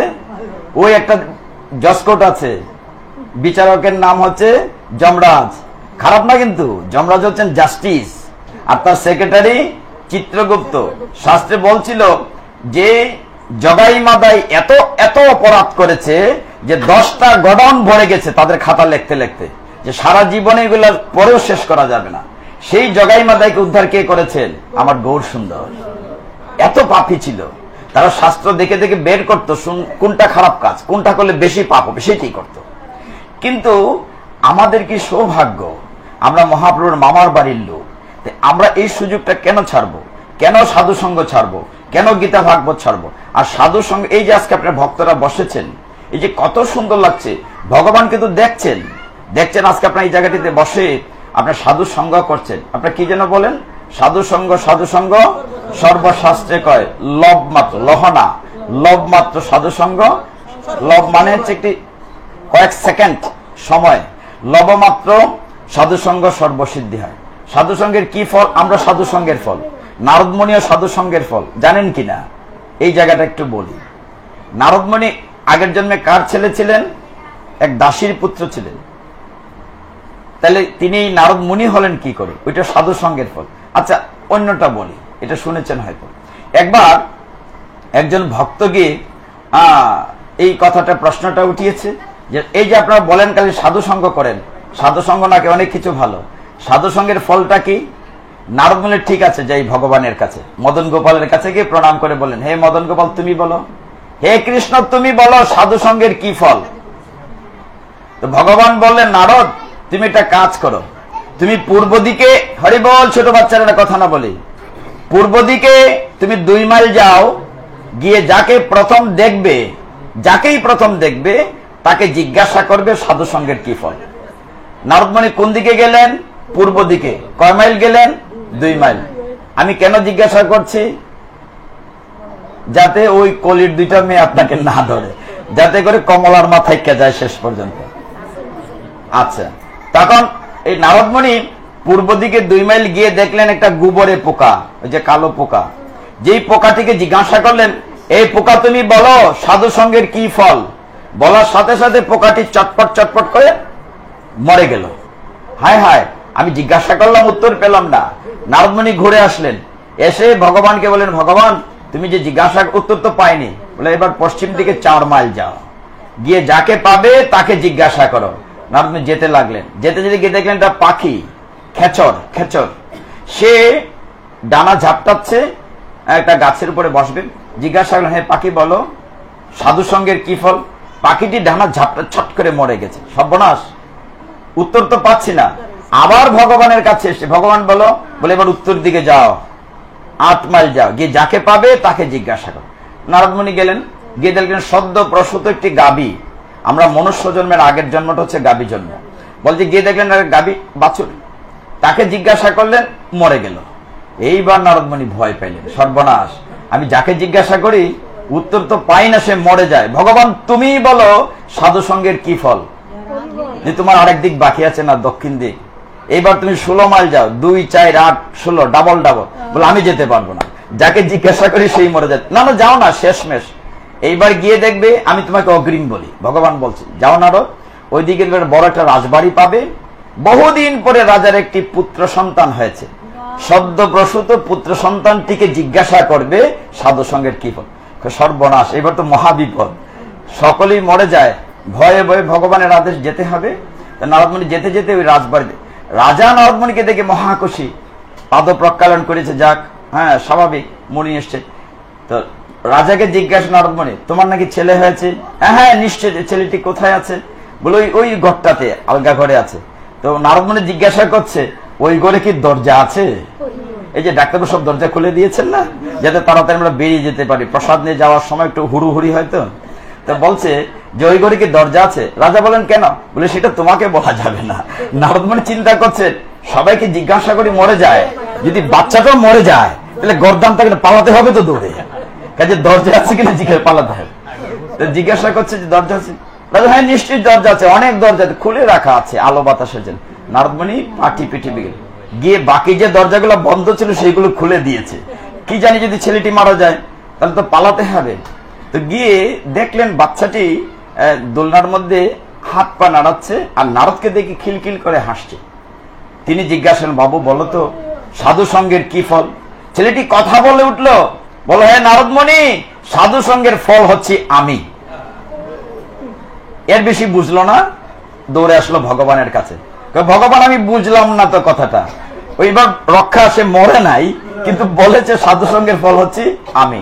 তখন ভগবান বুঝিয়ে বললেন, হে নারদ, তুমি তো একজন শুদ্ধ সাধু, তুমি দেবতা হয়ে ঋষির মতো জীবন যাপন করছো, এই জন্য তোমার নামের আগে দেবর্ষি। দেবর্ষি নারদ, তুমি দেবতা হয়েও ঋষির মতো জীবন যাপন করছো, তুমি একজন সাধু মানুষ। সাধু সঙ্গের ফল কি? সে বলছে আমি। এবার বুঝো, যখন আমরা 84 লক্ষ জুনি পরিক্রমায় ঘুরি, বহু জন্ম ঘুরে আমরা দুর্লভ মনুষ্য পেয়েছি, কিন্তু মাত্র 4 জন্মে কি হয়েছে? ওই যে গোবরের পোকাটা, ওই ছিল প্রথম। তোমার সঙ্গগুণে তোমার গায়ের বাতাস লেগে সে পাখি হয়ে গেছে। পরে যখন গিয়েছো, তোমার গায়ের বাতাস লেগে অনেকগুলো জন্ম গ্যাপ দিয়ে, মানে 1-এ ভর্তি হয়েছে, 5-6 বাদ দিয়ে গেছে 10-এ, এইভাবে গ্যাপ দিয়ে 10-তে চলে গেছে মাস্টার ডিগ্রি। তারপরে সে গাভী হয়েছে। যখন গাভীতে জিজ্ঞাসা করেছে, তোমার মতো সাধু সঙ্গের পরশে সে দুর্লভ মনুষ্য জন্ম হয়ে গেছে। এই জন্য শিশুটি বলছে সাধু সঙ্গের ফল হচ্ছে আমি। তার মানে কি, এই যে আপনার সাধু সঙ্গ করছেন, অনেকে ভাবছেন গরম লাগছে, ফ্যান নাই, বাতাস নাই, এর সাথে বহু বহু কঠিন সময় আমাদের জন্য অপেক্ষা করছে। হ্যাঁ, আমরা কি জানি আমাদের 28 প্রকার নরক আমাদের জন্য বসে আছে? আমি অন্তত পাপী, 28 প্রকার নরক, কোন নরকে নিয়ে কিভাবে কষ্ট দেবে? শ্রীমদ ভাগবতমের 5ম স্কন্ধ কিংবা গরুর পুরাণে 28 প্রকার নরকের যে বিবরণ দেয়া হয়েছে, আপনার শরীর কাঠা দিয়ে উঠবে। কিন্তু আমরা একটুও চিন্তা করি না, ভাবছি এইটি আমার জীবন। না, আমরা মনুষ্য জন্মে চক্রাকারে ঘুরছি, আমাদের মূল জায়গা হচ্ছে সেই ভগবত ধাম, সেখানে আমরা ফিরে যাব। আমরা ওইখানে ছিলাম, কিন্তু যে কোনো কর্মকারণে নিচে পড়ে গেছি, 7 তলা থেকে টপ টপ করে নিচে পড়ে গেছি। আবার কিছু ভালো কাজ করতে করতে আমরা 6 তলা পর্যন্ত উঠে গেছি, আর একটি তলা। এখন এই সময় যদি কাজে লাগাই তাহলে আমরা হারানো বাড়িতে ফিরে যাব, আর যদি না কাজে লাগাই আবার নিচে পড়ে যাব। আবার জন্ম মৃত্যুর চক্রে পুনরপি জন্ম, পুনরপি মরণ, পুনরপি জননী জঠরের শয়ন। আমরা কি এই জন্ম মৃত্যুর চক্র থেকে মুক্তি চাই কিনা? এখন চাই বললেই ভগবান উত্তর দিয়েছেন। এই কথাটাই বলছেন নবম অধ্যায়ে 21 নম্বরে, অনন্য চিন্তয়ান্ত মাম যে জনা পর্যুপাসতে তেষামে নিত্যয়বিযুক্তানাম যুগক্ষেমং বহামিহম। ভগবান কি বলছেন? যে অনন্য চিত্তে, সব চিন্তা বাদ দিয়ে, অনন্য চিন্তয়ান্ত মাম আমাকে যে জনা পর্য উপাসতে, যে আমার উপাসনা করে, আমি তার যুগ এবং ক্ষেম দুটি বহন করি। সমস্ত দায়িত্ব ভগবান বলছেন আমি নেই। আপনার অর্জুন মিশ্রের গল্প শুনছেন, বলবো না, তার মানে ভগবান দায়িত্ব নিচ্ছেন কিনা, কিন্তু আমি ভগবানের বিশ্বাস করতে পারি না। আচ্ছা, আমরা কি বিশ্বাস করি যে ভগবানের ইচ্ছে ছাড়া গাছের পাতাও নড়ে না? কি কমলামা চলে যাচ্ছে নাকি গো? আচ্ছা ঠিক আছে। তো ব্যাপারটা হচ্ছে আমরা বিশ্বাস করি কিনা ভগবানের ইচ্ছে ছাড়া গাছের পাতা নড়ে না? ভগবান আছেন এটা বিশ্বাস করি কিনা? সবাই বলবে করি, কিন্তু আমাদের বিশ্বাসের খুঁটিটা দিদি বড় দুর্বল, খুব দুর্বল। আমি বহুদিনই কথাটি বলি, প্রত্যেকের ঘরে ঠাকুর ঘর কুষ্টি আছে, বড় হোক ছোট হোক। প্রতিদিন গোবিন্দের, রাধা গোবিন্দের, গোপালের আমরা ফুল তুলসী দিচ্ছি, কিন্তু হঠাৎ যদি কোনো বিপদ হয়, দৌড় দে, মাগো বিপদ নাসিনি, মানসা করছি তোমার জোড়া ফাটা দিব। আর গড় বইয়া বইয়া মদন গোপালে কয় দেখলাইনি তামসা, আর বছর আমার পূজা করে দৌড় দিছে আরেক বেটির বাড়ি। তার মানে কি আমার বিশ্বাসটা কতটুকু শক্ত? নাই। ঠিক ওই জায়গাটি গীতায় ভগবান বলছে অনন্য চিন্তা। সরাসরি বলতে পারতেন যে তুমি আমার ভাবনা ভাবো, বলছে অনন্য চিন্তা, সব চিন্তা, অন্য চিন্তা বাদ দিয়ে অনন্য চিন্তায়ন্ত মাম মানে আমাকে। এখন নবম অধ্যায়ে আরেকটা প্রশ্ন এসছে, যেমন 26-এ গিয়ে বলছেন যে কারো যদি মানে ক্ষমতা না থাকে ভগবানের সেবা প্রচার করে, ভগবান তো কর্মাফল সকলে দিতে পারে না, তারও সমাধান এই অধ্যায় দিয়ে ভগবান কি বলছেন? পত্রং পুষ্পং ফলং তুয়ং, তুয় মানে জল, ইউমে ভক্ত প্রযচ্ছতি। ভগবান বলছেন কিচ্ছু লাগবে না, পত্র পুষ্প ফল জল থাকলেই হবে। তবে এই ক্ষেত্রে একটা মজার ঘটনা না বললেই নয়, আপনার মাতাজিদের সংখ্যা বেশি, আবার ডরাই ডরাই কই আমার বিরুদ্ধে আবার মিছিল টিছিল করে কিনা। তো মাতাজিদের মনটা অনেক বড়। কি বলছে? মনটা অনেক বড়। মায়েদের মনটি অনেক, কারো কারো ঘরে, সবার ঘরে না। দেখা গেল কি মনটা বড় প্রমাণ করি, ওই যে ভগবান বলছেন পত্রং পুষ্পম, তারা কি করেছে? ঠাকুর করে পূজা লাগিয়েছে। এর চেয়ে ছোট বোধহয় থালা নাই, পিতলের ফামদানি থালা, বুঝতে পেরেছেন? ঘরে ডিব্বা নাড়াতে দেখলে একটা পাতের নকল আছে, কিংবা একটা কলা কুচি কুচি করে কেটে পাতে দিয়ে ডাকছে। মনটা বড়, আসো গোবিন্দ, আসো গৌরাঙ্গ, হা রাধারানী আসো, হা কৃষ্ণ আসো, মহাপ্রভু সবাইকে নিয়ে আসো, হে গুরু। নিমন্ত্রণ দিতে কেউ বাদ নাই, কিন্তু দিয়েছে কি? একটা কলা কেটে টুকরো করে দিয়েছে। ঠিক এই জায়গাটিতে উঠে আসতে হবে। এই অধ্যায় 26-এর পরে 27-এ ভগবান কি বলেছেন? আমি শুধু একটা অধ্যায়তে বলে দামোদরে যাব। 27-এ ভগবান বলেছেন ইয়ৎ করোষি ইয়ৎ অশ্নাসি, যা করো যা খাও। অশ্নাসি মানে খাওয়া, ইয়ৎ করোষি ইয়ৎ অশ্নাসি দদাসি ইয়ৎ। ভগবান বলছেন মদ অর্পণম, তুমি যা করো যা খাও আমাকে দিয়ে খাবে, অর্পণ করে নিবেদন করে খাবে। আমরা সকলেই গীতা জানি কিন্তু মানি না, এই কারণে দুঃখ কষ্ট। এই জায়গাটা দেখেন ভগবান কত ক্লিয়ার করেছেন। আমার 18 অধ্যায় পড়ার দরকার নাই, একটা অধ্যায়ের কয়েকটা শ্লোক বলছি। ভগবান বলছে আচ্ছা সমস্ত বিশ্ব ব্রহ্মাণ্ডের সবকিছুর মালিক ভগবান, কারো জিনিস যদি তাকে না বলে নেই চুরি হলো, ঠিক কিনা? আপনার মোবাইলটা যদি না বলে নিয়ে যায় চুরি হলো কিনা? এখন ভগবানের জিনিস ভগবানকে না দিয়ে আমি খাচ্ছি, তার মানে কি হচ্ছে? আমি চুরি করে খাচ্ছি। তাহলে এই আসরে আমরা অনেক চুর চুর নিয়ে আসি, তার মানে কি? সুরসুনির অভাব আছে? অভাব নাই। আমার দিদি ভাই বলছে অভাব নাই। তার মানে কি? তাহলে আচ্ছা চুরি করলে কি হয়? জেল হয়, শাস্তি হয়। আমরা একটা জেলখানায় আছি কিনা? এটার নাম সংসার। সংসার নামক জেলখানায় আছে। আরে পালাবার পথ নাই। স্বয়ং দুর্গা মা 10 দিকে 10 হাতে পাহারা দিচ্ছে। দুর্গা মাকে বলে সুপারিনটেন্ডেন্ট অফ জেল, জেলখানার তিনি সুপার। ত্রিশূল নিয়ে দাঁড়িয়েছেন, যাবে কোথায়? পিছনে পালালেই ধাক্কা, সামনে যেতে পারো ভগবানের চরণে। পরম বৈষ্ণবী, তিনি রাস্তা দেখিয়েছেন। কিন্তু এই শ্লোকটা মানলাম না, আমরা আরেকটু পিছনে যাই। তারপরে ভগবান বললেন 31 নাম্বার শ্লোক, এই অধ্যায় 36টা শ্লোক আছে। 31 শ্লোকে বলেন অর্জুন একটা কাজ করো, মানুষের মনে তো বিশ্বাসটা দুর্বল, একটা কাজ করো, প্রতিজ্ঞা করলে তো মানুষ বিশ্বাস করবে। ভগবান আমি বলবো না, অর্জুন তুমি আমার পক্ষ হয়ে সমগ্র জগৎবাসীকে প্রতিজ্ঞাপূর্বক জানিয়ে দাও, কন্তেও প্রতিজানি মানে প্রতিজ্ঞাপূর্বক, কন্তেও মানে কুন্তির ছেলে বলে, কন্তেও বলছেন কন্ত প্রতি জানি নমে ভক্ত প্রণশ্যতি, আমার ভক্তের কখনো বিনাশ। ভগবান ডিক্লেয়ার করেছেন গীতায়, এরপর আমরা আর বিশ্বাস নাই। মানে আমরা এত দুর্বল চিত্তের মানুষ, বিশ্বাস রাখতে পারি না। আচ্ছা বলেন তো, যে প্রভুপাদ যখন আমেরিকাতে গিয়েছিলেন তার বয়স কত ছিল আমরা জানি? 70 বছর, 69, জাহাজের ভিতরে 70 হয়েছিল। একজন বৃদ্ধ মানুষ ভোরবেলা বরফ গলায় স্নান করতেন। আপনি কল্পনা করেন একটু, 70 বছর বয়সে জাহাজে যখন গেলেন, কপর্দক শূন্য, কোনো টাকা পয়সায় নাই, একমাত্র ভগবানের উপরে। জাহাজে যাওয়ার সময় তার 2 বার স্ট্রোক করেছে জাহাজের লবণাক্ত পানির গ্যাসে। কিন্তু যখন ভাবলেন যে গুরুদেবের আদেশ, গুরুদেব বলেছেন তুমি যাও, একমাত্র ওই যে অনন্য চিন্তায় সব চিন্তা বাদে নির্ভর করেছেন, ভগবান পূর্ণ করেছেন। At that time he was 70 and all beggar।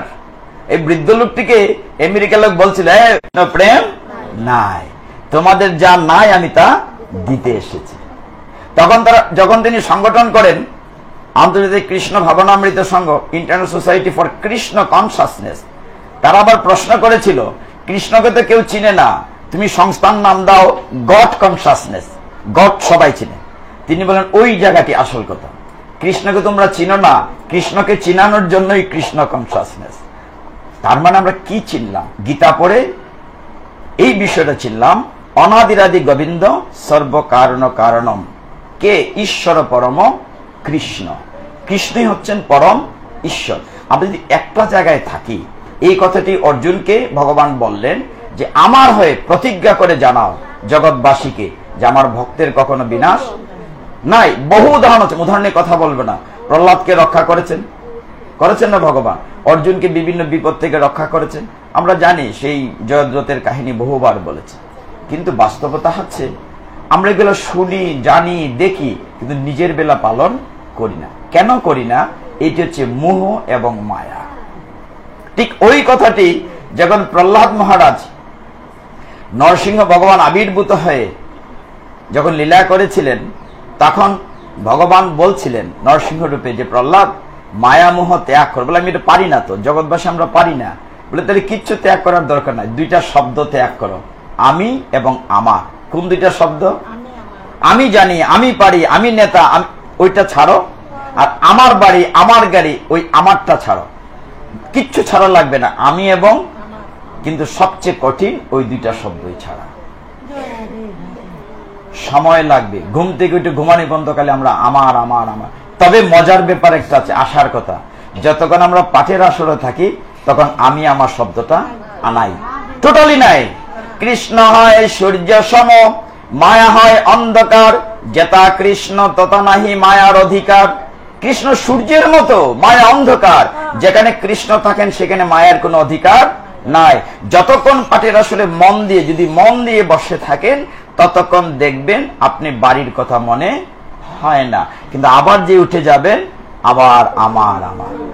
প্রেম সে বলো, প্রেম সে বলো, প্রেম সে বলো। তাহলে আমরা 31 নং শ্লোক পর্যন্ত বুঝলাম যে কথাটি আপনি 34 এসে ফিনিশিং দিয়েছেন নবম অধ্যায়। আমরা ভাগবতে যাব। নবম অধ্যায়ের শেষ শ্লোকটি ভগবান বলেছেন কি করতে হবে, ভগবানকে পেতে গেলে কিভাবে চলতে হবে উত্তর দিয়েছেন। এই শ্লোকটি যদিও 2 বার ভগবান বলেছেন, 65, 58 বলেছেন।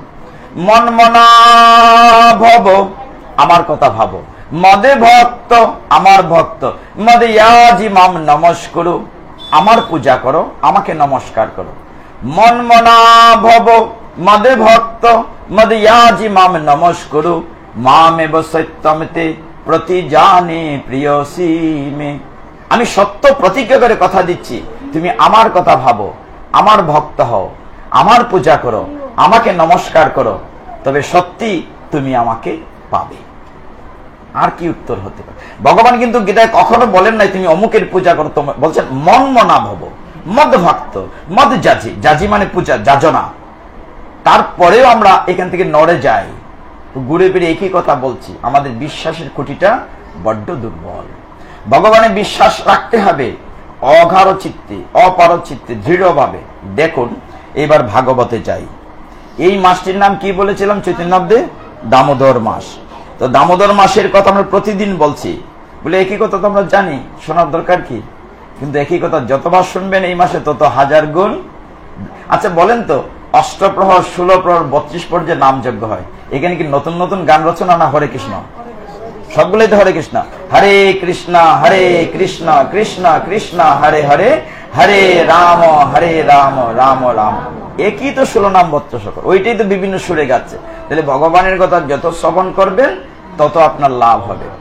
বলা হচ্ছে, আমরা যদি একটু পিছন থেকে যাই, আপনারা জানেন তো অভিযোগ করছিলেন কয়টা বাজে, আমি কিন্তু ঘড়ি আনতে ভুলে গিয়েছি, 9টা বাজে 18। ঠিক আছে, আপনারা কি বিরক্ত হচ্ছেন? কিন্তু গেলে লস হয়ে যাবে, 1000 গুণ থেকে বঞ্চিত। আরে প্রতিদিনই তো কত কাজ করেন। একদিন না টেলিভিশন দেখলাম না, জি বাংলার সিরিয়াল। জি বাংলা দেখে না, স্টার জলসা দেখে? আচ্ছা, কমই দেখে।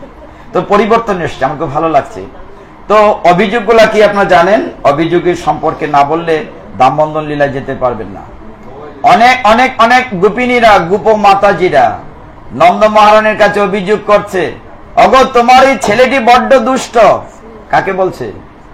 কানাইকে, যে খুব চুর, আমাদের বাড়ি থেকে মাখন চুরি করে খায়। তো নন্দমা বলেন, আমার কি করে কম আছে নাকি?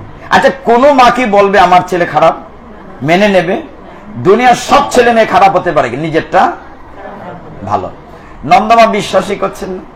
তো আরেক গোপিনী বলছে যে তোমার ছেলেটি এত দুষ্ট, সে কি করে বাছুর ছেড়ে দেয়। আমরা তো একমাত্র ব্যবসা দুগ্ধজাত খাবার, আমরা দুধ, মাঠা, মাখন তৈরি করে মথুরার হাটে বিক্রি করি। আচ্ছা বলো, বাছুর ছেড়ে দিলে কি সংসার চলবে? তখন নন্দমা বলেন, তুমি একটা কাজ করো, অত ছোট্ট, তোমরা এই মাখন গুলো শিকাতে রাখো, উপরে বেঁধে রাখো, নাগাল পাবে না। বলছে তোমার ছেলে কি জানো না তো মা, তুমি তোমার ছেলের পাট্টি আছে, একলা না তো, তার দাম সুদাম বলরাম নিয়ে পাট্টি নিয়ে যায়, 3টা আঁঠুগালা দিয়ে বসে, তার উপরে 2টা উঠে, তার উপরে উঠে মাখন চুরি করে। তাহলে একটা কাজ করো, যেখানে দেখা যায় না ওই উগার, মানে ধানের গোলার নিচে রেখে দাও। বলে অন্ধকারে রেখেও লাভ হয় না, তোমার রাজার ছেলে না। এই যে কমলার মা ঘুমাচ্ছেন কেন? হরি বল, প্রেম সে বলো, প্রেম সে বলো, প্রেম সে বলো। শোনেন, ঘুম আসবে, আমি আগে বলছি, কলির মেয়ে ঢুকবে, একটু ঝাঁকুনি দিতে হবে। তো নন্দমা বললেন, তাহলে একটা কাজ করো, নিচে অন্ধকারে রাখো। বলে অন্ধকারে রেখে লাভ নাই, তোমার ছেলের গলায় কৌস্তবমণির হার, দামি দামি অলংকার, হিরে জড়ো চকচক করে। বলে ঠিক আছে, কাল থেকে অলংকার খুলে রাখবো। বলে খুলে রেখে লাভ নাই, তোমার এই কালো ছেলেটা যে কি আমরা বুঝি না, ওর কালো ছেলের গা থেকে আলো ছড়ায়। হরি বল, মানে ওই ছেলেটির শরীর থেকে আলো ছড়ায়। নন্দমা খুব রাগ করলেন, তোমাদের অভিযোগের যন্ত্রণা জান বাঁচে না। একজন ছিল এক মাতাজি, কোথাও লিখেছে কলাবতী, কোথাও গৌরমতী, তিনি অসম্ভব জিদ, অনেক সকলের তো একরকম জিদি। নন্দমা রাগ করে বলেন, না তোমাদের অভিযোগ শুনি না। বলে তুমি তো আসল কথা বলো না। বলে কি, তোমার ছেলের যে দুষ্টাম করে মাখন খাইলে তো ভালো ছিল, খাওয়ার পরে হাড়ি পাতিল ভেঙে ফেলে, আর যে ঘরে আমাদের ছোট বাচ্চা থাকে এদেরকে চিমটি মারে, প্যাঁ করে, যদি দেখে ভালো না, মাখন টেস্ট না, মাখন পাওয়া যাচ্ছে না, তখন লন্ডভন্ড বেশি করে। এই বান্দা বলেন, না তোমাদের কোন অভিযোগ নিচ্ছি না, তুমি যদি হাতে নাতে প্রমাণ করে দিতে পারো তাইলে আমার ছেলেকে মারবো।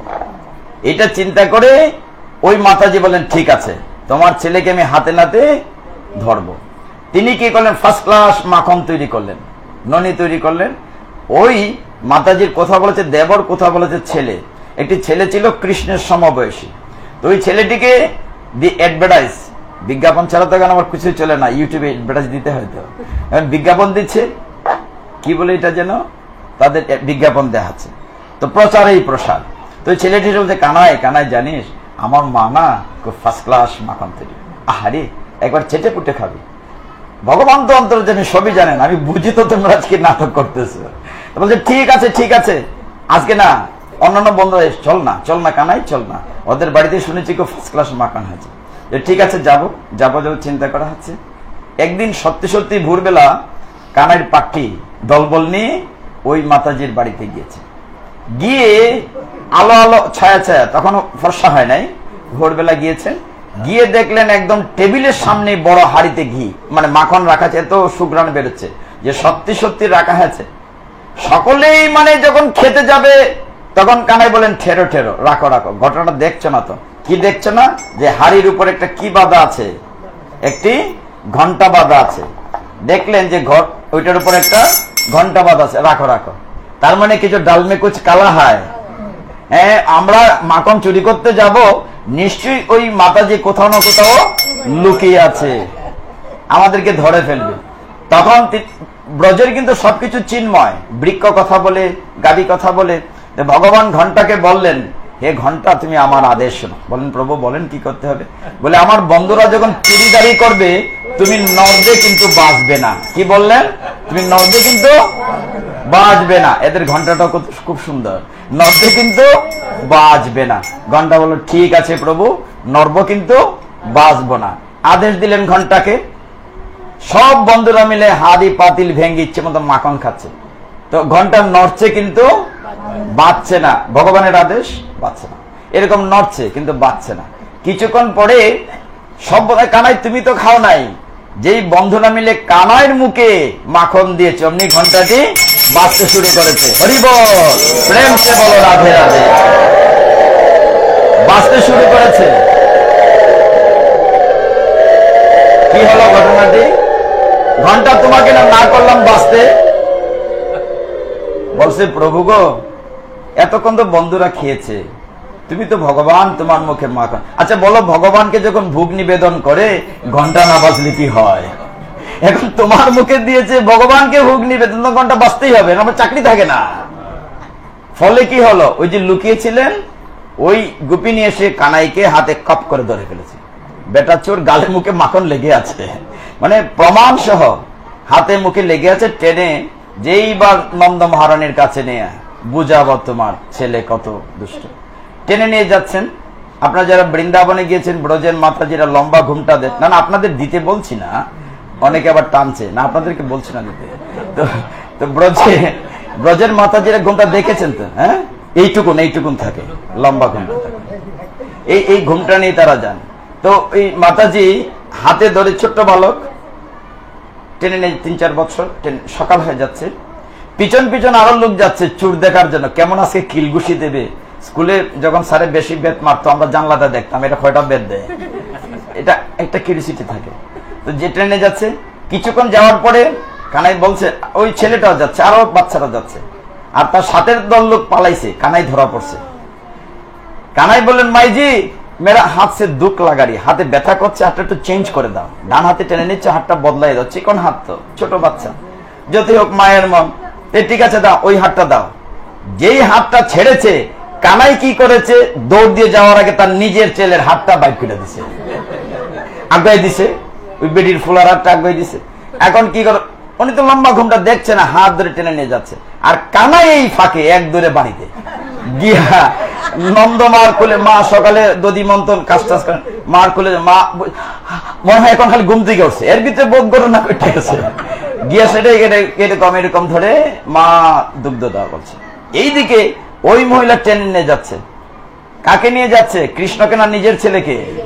তো ছেলে বলছে, মা মা আমাকে ছাড়ো, হাতে কষ্ট হচ্ছে। বহুত দিন পরে ওটা সুর ধরছি, আজকে মা ডাকলো ছাড়তাম না। আরো টেনে যাচ্ছে, বলে আমার বিশ্বাস করো, আমি তোমার নিজের ছেলে, তুমি আমার মা, ছাড়ো। ওই বুঝছি, চুরি করলে ধরা পড়লে কতজনে মা ডাকে, আজকে মা কেটে ঠাকুর মা ডাকলো ছাড়তাম না, দর্শি ওই আজকে সারাসারি নাই। নন্দমা প্রত্যেক দিন কথাকে আমি বিশ্বাস করে না, টেনে নিয়ে যাচ্ছে। ওইদিকে যখন কাছাকাছি গেছে, বারান্দায় মা বসে আছেন, কানাই কুলে নিয়ে। তো ওই মহিলা বলছে, জানো তোমার ছেলেকে আজকে ধরে নিয়ে আসছি, আজকে হাতে নাতে চোর ধরেছে। এইদিকে যত কাছে আসছে, নন্দমা হাসছেন। কি গো হাসছে কেন? চোর ধরেছি, চোরের মার বড় গলা, তুমি হাসতেছে, ঘটনা কি? দেখো তোমার ছেলেকে। নন্দমা যে কাছে নিয়ে আসছেন, ঠিক আছে আগে ঘুমটাটা তুলো। এখন তুলে দেখে কানাই কোথায়? নিজের ছেলে, সর্বনাশ। হ্যাঁ, আমি ধরলাম কাকে, হয়ে গেল কি ভেলকিবাজি। আর পিছন থেকে কানাই আঙুল দেখাচ্ছে, সাবধান, হ্যাঁ সাবধান শোনা। আরে বলো তো, তোমরাই তো ডাকো আমার ঘরে এসে মাখন খাও, আর তোমরাই অভিযোগ করো। সাবধান করে দিলাম, আজকে তুমি আমাকে ধরতে চেয়েছো, তোমার ছেলেকে চোর বানিয়েছি। আর একদিন ধরতে চাইবে তো তোমার স্বামী কেন চোর বানিয়ে সারাবো। অতএব সাবধান, আমার পিছে তোমরা লাগবে না। এখন আর কি হবে? ঘুম কি আসে না গেছে? গেছে গা। प्रेम से बोलो, जोर से बोलो, প্রেম সে বলো রাধে রাধে। যদিও কুমকুমদির মধ্যে একটু একটু আইছে, আমাদের আসরে 2-3 জন ঘুমের মানুষ আছে, একজন কুমকুম দি, আরেকজন শ্রদ্ধাভাজন অঞ্জলি দি, আরেকজন আমরা বাড়ির বৌদি, আরো 2-4 জন আছে না। আমি গুণের কথা বলছি, কারো দোষ না। এই ঘুমানোটা আসলে এটা একটা ভাগ্যের ব্যাপার। সবাই কিন্তু ঘুমাইতে পারছেন না, পারছি ঘুমাইতে, হাসাহাসি করতেছেন, আনন্দ, মানে ভগবানের কথা তো অমৃত, আপনি যত শুনতে আনন্দ। এই জন্য ভগবান বলছে সচ্চিত আনন্দ বিগ্রহ। হ্যাঁ, তার মানে কি আপনি আনন্দে আছেন, আপনার ইচ্ছা করলে ঘুমাইতে পারছেন না, তারপর আপনি আনন্দে আছেন। আর যারা ঘুমাইতে পারছে এরা তো ভাগ্যের ব্যাপার, এই আসলে সবাই ঘুমাইতে পারবে না, এটা একটা ভাগ্যের ব্যাপার। এত আওয়াজ, এত মানুষের মধ্যে ঘুমাচ্ছে, এটা চারটিখানি কথা, এটা একটা সাধন ভোজন। আচ্ছা, নন্দমা এবার বললেন, শোনো, তোমরা প্রতিদিন অভিযোগ করে প্রমাণ করতে পারো না। কিন্তু পর মুহূর্তে নন্দমার মনে হলো নিশ্চয়ই কোন একটা ঘটনা আছে, আমার ছেলেটির নিশ্চয়ই পেট ভরে না, এর জন্য অন্যের বাড়িতে খেতে যায়। না না, দাসী দাসীদের যে মাখন টাখন এগুলো হবে না, আমি নিজের হাতে করব। এ আসলেন 10ম স্কন্ধের 9ম অধ্যায় শ্রীমদ্ ভাগবতম। কত স্কন্ধ? 10ম স্কন্ধ 9ম অধ্যায়। প্রথম শ্লোকটাই হচ্ছে একদা সমস্ত দাস শিশু নন্দ গেহিনী, মানে সমস্ত দাসীদেরকে, প্রথম শ্লোক একদা মানে কোনো একদিন, দীপান্বিতার দিন, কোনো একদিন নন্দ মহারানী তার ঘরের সমস্ত দাসীদেরকে ছুটি দিলেন, দিয়ে নিজের হাতে দধিমন্থন করার জন্য মন স্থির করলেন। তিনি বারান্দায় দধির ভাণ্ড নিয়ে দধিমন্থন করছেন। এই জায়গাটি খুব মন দিয়ে খেয়াল করুন, কিছু গুরুত্বপূর্ণ তথ্য আছে। তিনি যখন দধিমন্থন করছেন, নন্দমার হাতের চুড়ি কাকন ঋণিজিনি করে বাঁধছিল। কেন চুড়ি বাঁধছিল? চুড়ি মনে মনে এত খুশি, বলছিল দেখো যে আমাদের জীবনটা সার্থক।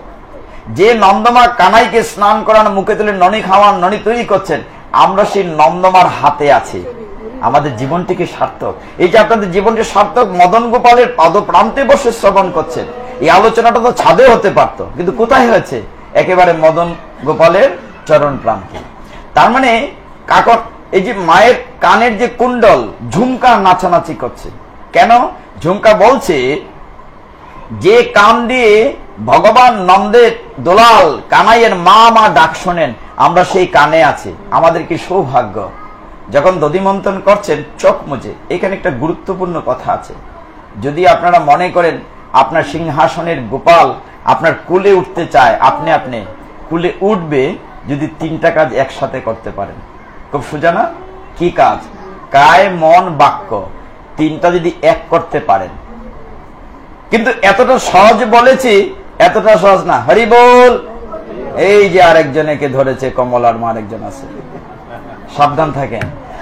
তো এইভাবে 3টি কাজ নন্দমা করছিলেন।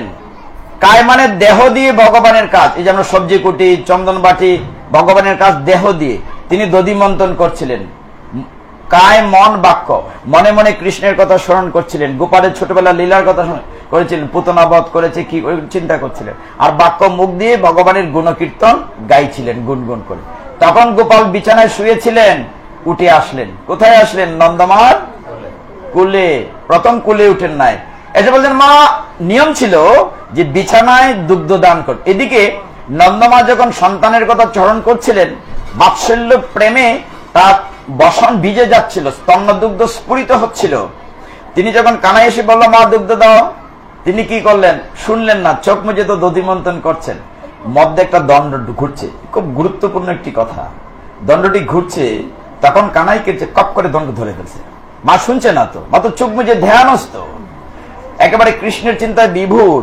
যে দণ্ডটা ধরেছে তখন তার নড়ছে না, তখন চোখ করে তাকে দেখে কানাই সামনে। এখানে শাস্ত্র বলছে মানুষ জীবনটা সাধন ভজন করে মন্থন করে। সমুদ্র মন্থন করেছিল অমৃত উঠার জন্য। হে মা নন্দরানী, তুমি মন্থন করতে কোনো প্রয়োজন নাই, তুমি তো কৃষ্ণকে পেয়ে গিয়েছ, এই দণ্ড ঘোরার দরকার আছে তোমার? আপনি ভাগবতের তত্ত্বটা কি? যে তোমার তো মন্থনের প্রয়োজন নাই, তুমি তো সমুদ্র মন্থন করে অমৃত পাবে, তুমি তো অমৃতের চেয়ে বড় অমৃত পেয়ে গিয়েছো, তো দরকার কি? থামিয়ে দিয়েছে। তখন বাপদেব বলেন কেন কেন? বলে আমাকে দুধ দাও। বিছানায় দেও নাই, নিয়ম ছিল বিছানায় দেবে। তিনি হাঁটুতে ভর করে উঠেছেন, মায়ের কোলে দুধ দাও। মা কাজ রেখে দিয়েছেন। দেখেন এই জায়গাটি কি হয়েছে। ব্রজের প্রতিটি বস্তু, প্রতিটি বিষয় ভগবানের সেবায় লাগার জন্য ব্যাকুল হয়ে থাকে। কিরকম ব্যাকুলতা? নন্দমা যখন কুলে করে খাবার দিচ্ছিলেন, স্তন্যদুগ্ধ দান করছিলেন, এখানে যারা মা দুটো এত চমৎকার, 2 2 4 ভাগবতে বলা হচ্ছে মায়ের দুটি চক্ষু, সন্তানের দুটি চক্ষু 2 2 4 হয়েছে। এখানে যে প্রেমটি, বাৎসল্য প্রেম, এই দৃশ্যটি মানে সমস্ত দেবদেবীরা মানে স্বর্গের দেব দেখছেন, অপলক নেত্রে মা স্তন্যদুগ্ধ দিচ্ছেন আর ভগবান পান করছেন। ভগবান শিশু পান করছেন, তার স্তন জীবনে শেষ হবে না। ওইদিকে চোলাতে উনুনে বসানো ছিল দুগ্ধ। নন্দরাজের 9 লক্ষ গাভীর মধ্যে কিছু বিশেষ গাভী ছিল। এক ধরনের গাভীর নাম ছিল পদ্মগন্ধা গাভী। কি বলেছে? ওই গাভীর দুধ থেকে পদ্ম ফুলের গ্রাম বেরোতো। ওই দুধটি বসিয়েছেন হাড়িতে, দুধটি ঘন হয় ক্ষীর হবে, সন্দেশ করবেন। হঠাৎ দেখেন দুধ ফেনাইয়া উতলিয়ে আগুনে পড়ছে। আমরা এইটাই দেখি, কিন্তু তার ভিতরে ভাগবতের তত্ত্বটি হচ্ছে অন্যরকম। তত্ত্বটি কি? দুধ যে বসে আছে, সে মায়ের ছেলের লীলাটি দেখছে যে মায়ের স্তন্যদুগ্ধ শেষ হবে না, ছেলেরও পিপাসা শেষ হবে না। কত যুগ ধরে যে চলছে। আমি যে বেটা উনুনে বসে আছি, ক্ষীর হব, সন্দেশ হব, তাহলে আমি ভগবানের সেবায় লাগলাম না, তাহলে আমার জীবনটা বৃথা। তাহলে জীবন রেখে লাভ কি? বরঞ্চ আগুনে পড়ে আত্মাহুতি করি। হরি বল। এইটা হচ্ছে মূল কথা। দুধ যে ফেনাই পড়ছিল সেটা না, দুধ বলছিল তাহলে আমি যদি ভগবানের সেবাই না রাখলাম, তাই জীবন রেখে লাভ কি? আমি বরঞ্চ আত্মহত্যা করি। যখন চেচ্চের করে আওয়াজ করছে, দুধ পোড়া গন্ধ করছে, তখন নন্দমা কানাইকে কুল থেকে রেখে গেলেন দুধ ঠিক করার জন্য। স্বাভাবিক রাগ হওয়ার কথা, মানে রাগে ফুসছে, টুট ফুলে যাচ্ছে, গলা কাঁপছে। আমাকে দুধ দান না করে তা আমার সাথে দুধ বড় হয়ে গেল। আজকে এই ঘুম থেকে উঠে মা আমার সাথে খারাপ আচরণ করছেন। বিছানায় দুগ্ধ দেন নাই, এইখানেও ঠিক মতো দেন নাই। এই হাড়িটাই সব নষ্টের মূল। এই দধি ভাণ্ডটা ওর কারণে আজকে সব। পাশে দেখলেন শিল নোড়া পুতাইল পড়ে আছে, এইটা দিয়ে এটা ভাঙলেন। ভাঙ্গার সাথে সর্বনাশ। এইবার যদি মা দেখেন দুষ্টামি তো করলাম, উপায় রাখবে না। দেখেন এইখানে একটি তত্ত্ব আছে, তখনও পুরা মাখন হয় নাই, একটু একটু সাদা সাদা মাখন আছে। দিদির মনে আছে কিনা, আমাদের ঘাটিয়াতে ব্রাহ্মণবাড়ি একটা লোক সকালবেলা মাঠা বিক্রি করে আসতো। এইটা কালো একটা হাড়ির ভিতরে লাল শালুকা ঢাকা থাকতো, ওইটা ভিতরে মাখন একটু একটু। ঘুম থেকে মাটা মাটা মাটা, বাউন বাইরান মাটা, বাউন ব্রাহ্মণ বাড়ি না, বাউন বাইরান মাটা। কেউ ব্রাহ্মণ বাড়িলে রাগ করবেন না, আমার অপরাধ নেবেন না, কষ্ট দেওয়ার জন্য না। তো এই লোকটা যখন আসতো, আবার ননি আলাদা বিক্রি করত। আমরা মাঠা কিনতাম কোনটা, যেটার উপরে মাখন ভেসে ভেসে আসছে। এই যে ভেসে থাকাটা আপনাদের, হ্যাঁ, এইটার কেন গুরুত্ব? ব্রজবাসী বেলায় মাঠা বলে না, তারা গুল বলে। একবার রাধারানী শ্রীমতী দলবল নিয়ে যখন মথুরার হাটে, ওইখানে মাতাজিরা কিন্তু কাকে করে কলসি নেয় না, মাথায় একটার উপর আরেকটা মাটির কলসি নেবে না, পরে না, ওইটা নিয়ে দৌড়ে যায়। তো রাধারানী ললিতা বিশাখা সকলকে নিয়ে ওরকম মাথা নিয়ে যাচ্ছিলেন। তো কৃষ্ণের দলবল আটকে উপর থেকে মাখন সব মাথাটা খায়। উপরে মাখন না থাকলে মাথার দাম কমে যায়, মানে একটু একটু ভাষা মাখন দেয়। তো এই অবস্থান চলছিল। ললিতা বিশাখা বলে যে না, এইভাবে হলো তোমাদের ব্যবসা নষ্ট, আমরা ঘোড়া পথে যাব। কোন পথে যাব? যাতে কৃষ্ণ না বুঝে। কৃষ্ণকে লুকানোর সুযোগ আছে, অন্তর্যামী ভগবান। পাহাড়ের রাস্তা দিয়ে যাচ্ছে, দেখা যায় কদম গাছ থেকে ধপধপ করে সব বন্ধুরা নিজে, এই যাও কোথায়, আমাদের ট্যাক্স দিয়ে যাও, আমাদেরকে না দিয়ে মথুরা হাটে যাচ্ছে। তো পাশ কাটিয়ে সকলেই চলে গেছে, কিন্তু শ্রীমতী পাশ কাটে যেতে পারেন নাই। কানাই কি করেছে, যেই রাধানের সামনে গেছে অন্য একটা নুড়ি পাথর তুলে মাথার উপরে হাড়িতে ঢিল দিয়েছে। সমস্ত ননি মাখন রাধারানীর গা বেয়ে পড়ছে। যেই কানাই দলের লিডার, যে ঢিল দিতে বলছে, তাহলে আমরাও ঢিল দিই। অন্যান্য সখীদের যে মাথায় ছিল সব বন্ধুরা সবগুলোতেই আর পড়ছে। তখন কানাই কি করেছেন, শ্রীমতীর দেহ যে বেয়ে যে মাখন পড়ছে, এটা লে চেটে পুটে খাচ্ছে। এক বন্ধু আরেক বন্ধু কানে বলছে, আরে আজকে তো স্বাদ লাগে কেন, অন্য দিনের চেয়ে বেশি স্বাদ লাগে। বলে লাগবে না, আজকে দধি মাটা যে মহাপ্রসাদ শ্রীমতীর দেহ স্পর্শ করে পড়েছে। হরি বল, প্রেম সে বলো। রাধারানীর দেহ স্পর্শ করে ননিমা, ওই হাড়ির ভিতরে যে ননি উঠেছিল মাখন, আধু আধু, হাড়ি ভেঙে দেখাচ্ছে। হাড়ি বলছে দেখো, এই মাখন বলছে দেখো, পূর্ণ মাখন হলে ভগবানের ঠুটে লাগতাম, অধর স্পর্শ হতো। অধর মানে ঠুট, অধরামৃত, যে অধর স্পর্শ হতো। তাহলে আমি যে ননি মাখন হলাম না, ভগবানের সেবায় লাগলাম না, তাহলে আমার জীবনটা বৃথা গেল। তাহলে মুখে না লাগে চরণে লাগার একটা সুযোগ আছে। কানাই হাড়ি ভেঙে পালাচ্ছে, তখন ওই আধো আধো মাখন মাথা এরকম গড়িয়ে গড়িয়ে যাচ্ছে। ভগবান যেদিকে যাচ্ছেন একটু খেয়াল করেন, তার উপরে কানাই পা দিয়ে দিয়ে লুকাতে যাচ্ছে স্টোর রুমে। তার মানে কি ভগবানের সেবায় সে লাগলো, মুখে লাগলে চরণে লাগতে পারি।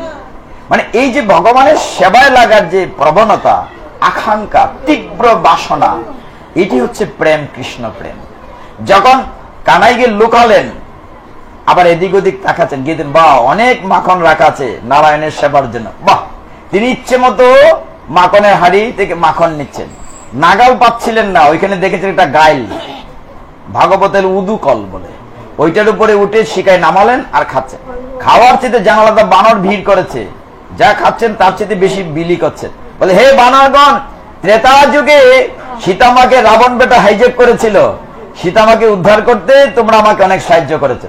তখন আমি বনে জঙ্গলে ছিলাম, তোমাদেরকে খাওয়াইতে পারি নাই, এবার খাও, আমি রাজার ছেলে। ইচ্ছে মতো খাওয়াচ্ছেন, বানরদেরকে ঋণ শোধ করছেন, আর তাকাচ্ছেন, পিছনে তাকাচ্ছেন মা আসে কিনা। এখন মা দুধ নামিয়ে এসে দেখেন একেবারে হাড়ি কি হয়েছে, ভেঙ্গে চৌচির হয়েছে। একখানা যষ্টি লাঠি নিয়ে দেখেন এই জায়গাতে কি প্রেম। যে লাঠি নিয়ে আসছেন, কানাই এক লাফে নেমে দৌড়ে উঠানে, বিরাট রাজবাড়ি নন্দ মহারাজের বাড়িতে দৌড়াচ্ছে, কৃষ্ণ সামনে দৌড়াচ্ছেন, নন্দমা পিছনে লাঠি নিয়ে দৌড়াচ্ছে। আচ্ছা ভাবুন তো, যার ইশারা সারা বিশ্ব ব্রহ্মাণ্ড চলে, সে কিনা লাঠির বয়ে দৌড়াচ্ছে।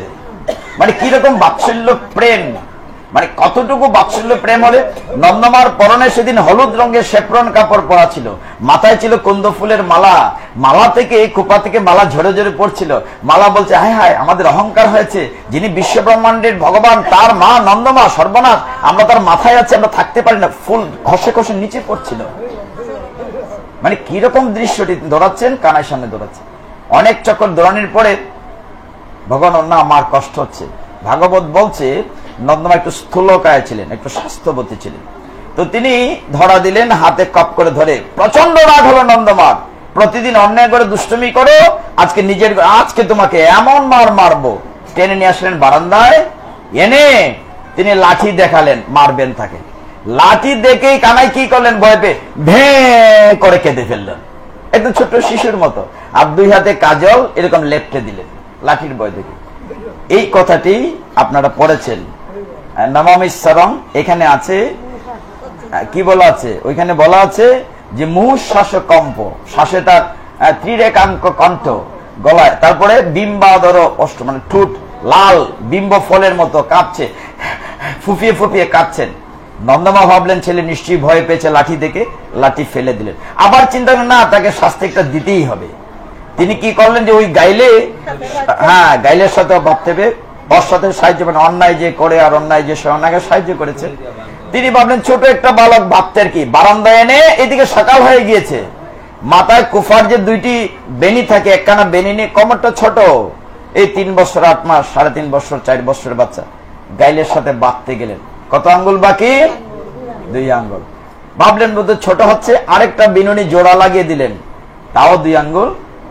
আরো দড়ি আনো, সকিরি ডাকলেন, আরো আনো। নবলক্ষ গাভীর সমস্ত দড়ি আনা হলো, ডিগরা। ভগবানকে বাধা কি এত সোজা? হ্যাঁ, হাজার হাজার বৎসর গোপীরা ভগবানকে পাওয়ার জন্য, হাজার হাজার বৎসর তপস্বীরা সাধন ভজন করে ভগবানকে পায় না। আর সেই ভগবান যদি ধরা না দেন, কেউ ধরতে পারবে? কিন্তু কৃষ্ণের একবার, আর সমস্ত ওই গোপিনীরা দাঁড়িয়ে হাসছে খিলখিল করে, বলে প্রত্যেকদিন আমাদের বাড়িতে চুরি করে শোনো না, এবার দেখো তোমার বাড়িতে। আর নন্দমার আজকে তোমাকে বেঁধেই ছাড়বো। আর কৃষ্ণ বলছে দেখি তুমি কি করো, চুপচাপ দাঁড়িয়ে আছেন। নবলক্ষ গাভীর দড়ি জোড়া লাগিয়ে 2 আঙ্গুল ফাঁক নিয়ে ভাগবতে অনেকগুলো তথ্য আছে, একটা তথ্য শুধু বলি। শাস্ত্রে বলছে আপনি যখন ভগবানের দিকে আপনি আত্মসমর্পণ করে 1 আঙ্গুল এগিয়ে যাবেন, তখন ভগবান যদি করুণা করে 1 আঙ্গুল নিচে নেমে আসেন, তবে 2 আঙ্গুলের বন্ধন হবে। ভগবানের কাছে প্রপদ্যন্তে, ভগবান বলছেন মাম এব যে প্রপদ্যন্তে মায়া মেতাম তরন্তিতে।